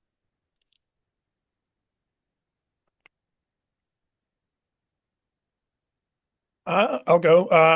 I made a note about Alex. I mean, I saw all these side characters, and I knew you were up for the task. And I love your Gemini phone voice. That was totally like from a movie. To me, that's something from a movie. Hey man, don't worry about all that. Bruno's so smooth. Binar, Mary Jane Doe. Um, well, this is pretty at that weird graffiti and a big star for Alex for making it the most arcane graffiti. But yeah, Mary Jane asking the kid where the door goes to, and in my mind, it goes. What she's thinking is it might go to the Dreamland, which was awesome. Your version of the Dreamland is an oil painting. Big star for that. Chaotic Hester, I can totally picture this little guy. And star for going to Bobby's West Arkham and turning the silver key all in one go. Wes, Alphonse. I was getting like a Doc Holliday vibe, which is a homage to our we just lost Val Kilmer, so I really like that. My first impression is this guy's a little greasy. But oh, I loved your it's like a vignette where you're going back and forth. That was good between the young Alphonse and current Alphonse, but also the describing your collection. Let's move on to the rest of the collection. It was great because um, through this whole campaign, I know it's going to be a tour, right, of Alphonse's collection. I love I love how you're doing it. Wishes, yeah, I wish you guys could have. We'll see next time, but I wish you guys could see just how like slinky like Jessica is. Like she's you guys when you see behind the scenes with Jessica, you're gonna I'm hoping you'll be impressed. I want to give a big old star to Alex. I've been studying the Gemini Killer for a long time. I'm a big fan. Um, I we don't know it, but hopefully Roy Green lives to write a book about it. But I am like, yeah, kudos for the voice. Kudos for the vibes. Uh, You made it so easy with the fucking newspaper booth guy for me to just kind of like slink into like skeezy noir, like that 1970s new noir type shit. I love it.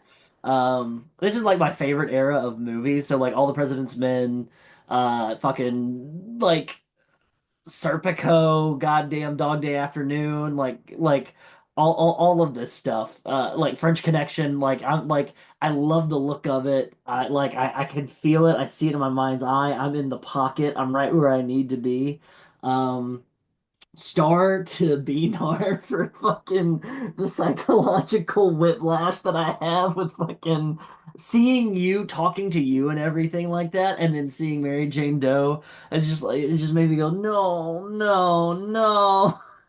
Um because I know things are just gonna be fucking they're gonna turn awful. I know they're just gonna turn awful for this poor, probably not so sweet girl. Star to the horniest little lad on the team. Hester Velakis, chaotic. Uh, I thought about it. I was like, maybe I want to go to Bobby's West Arkham, and I just like had a feeling. I was like, no, I feel like somebody else might be better suited for Bobby's West Arkham. I think the bookstore is more like my speed. And then as soon as I saw you, you started saying what you're gonna do. I was like, this little gremlin here is gonna fucking latch onto it, and it paid off. It paid off in dividends. Perfectly creepy, perfectly. Um, just vibes. So good. Um, Star to Daniel Qualls for we a wish that some of us gave was that we want to see Daniel Qualls play somebody that's not as like patron like patriarchal, like not as like fatherly, that sort of thing. And then complete 180 with just playing the fucking face. She's young, she's bubbly, and she puts work before everything. I love how much you're just kind of being like, yeah, we're just staying up and working and everything like that and just going together. I'm like, yeah, you're working. You're working late because you're a reporter. Like that's yeah, sure. That's the thing. But probably highly respected. Highly respected. I appreciate that. Um no, this is fun. I'm having a great time. Wish. Oh God. Alex, if you can concoct something that makes me feel as skeezy and slimy as watching the lake scene in Zodiac, then I think I will I think I'll be sold. I'll be first in line to buy this game. I'll beat out all the other people that are like screaming for it. So we'll see. We'll no, me first. So yeah. That's my wish. Feeling I feel great. I found a cat nail, the end of a cat nail. So that's like good luck. So I guess I don't know. That's me. Gonna need it, I feel like. I feel Yeah. like we're all gonna need it. Stars to Alex for this entire fucking thing. I love the vibe. I love all the NPCs. I love that you immediately let it be weird. Like that was something that I really like as soon as you started saying like I was like, I know the fucking phrase you're gonna use. Like on the wall. That's so fun. And then being like, no, someone else sees it too. It's a big deal. It's a thing. And we all had something weird happen.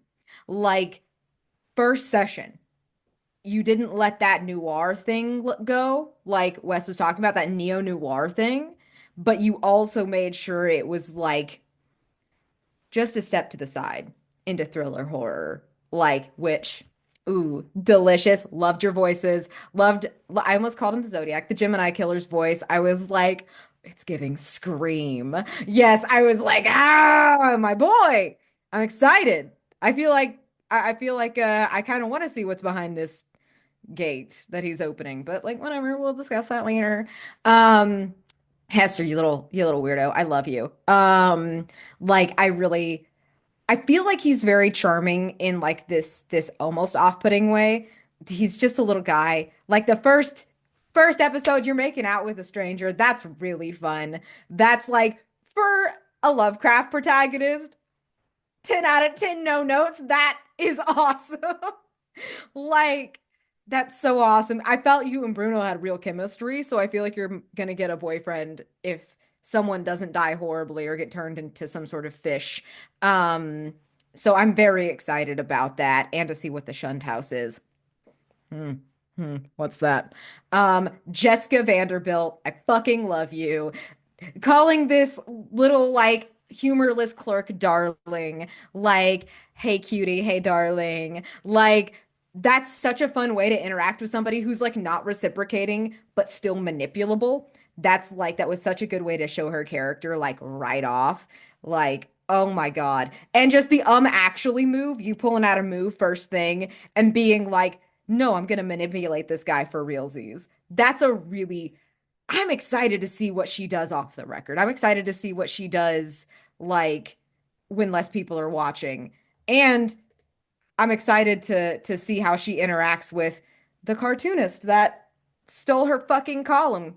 Um I hope to see that. That's a wish. So I love Jessica. And yeah, just Star, I believe it was Wes who said, starred for playing someone so wildly different than what you normally do. That was as soon as you started talking to her, I was like, oh yes, she's gonna be fun in a totally different way. So this is gonna be delightful.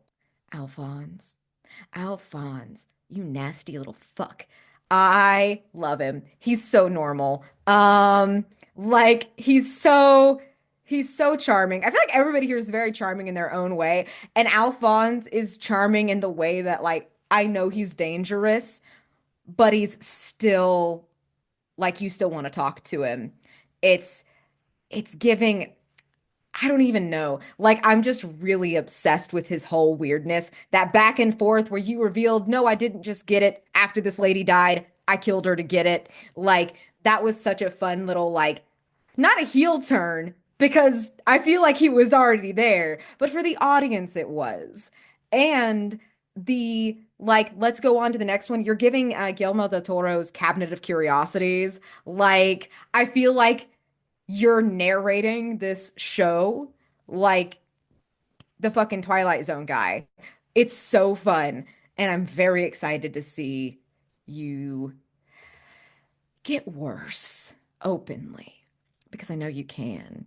And it's going to be so fun. My wish, I want to talk to you all. I'm excited for all of us to get together and see what this dynamic looks like of just the worst people alive. So I'm very excited for this. 10 out of 10. I'm feeling great. Let's get weird with it. Hell yeah. I'll close this out then. Echoing a lot of the stars here, but yeah, no, this was a really fun time. I really love these characters. I mean, obviously, star to Benar for whatever the fuck is coming through you to play Mary Jane Doe. That is an uncomfortable performance, and I'm very here for it. But oh my god, that I was in no way prepared for that voice or that giggle. It is fucking me up. I echo that. Yeah, I love Jessica Daniel. I'm so excited to see you portraying her, and I'm very excited to give her some more runway to show off more of what she's about. So we can see more of just what the fuck she's doing behind the scenes. But I love that little snippet, that window we got into her. I love that she showed up outside the library and was like, cool, I'm going elsewhere. And, you know, just like just looking at the library and going to admissions, following up on there. It's a good use of your move. Yeah, obviously, Wes, I will also star the intercut vignettes. That was insanely cool. I've never seen anyone do something like that before, and that was actually awesome. I'm very excited to see you continue to mark more of prices of the job for the collector, so we can continue to see these fucked up scenes about what you've done, and also in secrecy to all the other players. Since you sent me your what you answered on the obsession sheet so far, I know things that the others don't. So I am very excited to see that come into play, and yeah. Chaotic, I can always count on you to just play the little guy and Hester going to a gay bar and making out with Bruno the sailor and then having a fucked up phone conversation and then making out with the sailor more. Very fun scene. I'm bummed that we didn't get to do a full cycle of play so I could show off some other stuff, but that just means we'll get to it next time. Overall, I really enjoyed this session. I think the vibes are pretty peak, and that's just, you know, an extension of the fact that as a gaming group, we're all extremely comfortable and familiar with one another by now. But I really liked the vibe, and I'm excited to introduce some more stories and see what more fucked up things happen. Any other stars or wishes? Are we? I'm not for sure, but are we allowed to talk about this on the Gauntlet Discord? Yeah, I'm gonna post it on. I'm gonna post the video on Gauntlet. Oh, okay. Yeah, because I didn't know how. Yeah. I don't know This is how... going up on the YouTube, so you can talk about it as much as you Oh, like. okay, yeah, okay, Mhm. good. Yeah. Yeah. The only reason I haven't talked about it is because we haven't named the series yet. Yeah, I don't have a name for it yet, so we'll think of one, and either I'm gonna upload it just under the as a play test, but we'll see. But if there are no other stars or wishes, I will bring this recording to a close.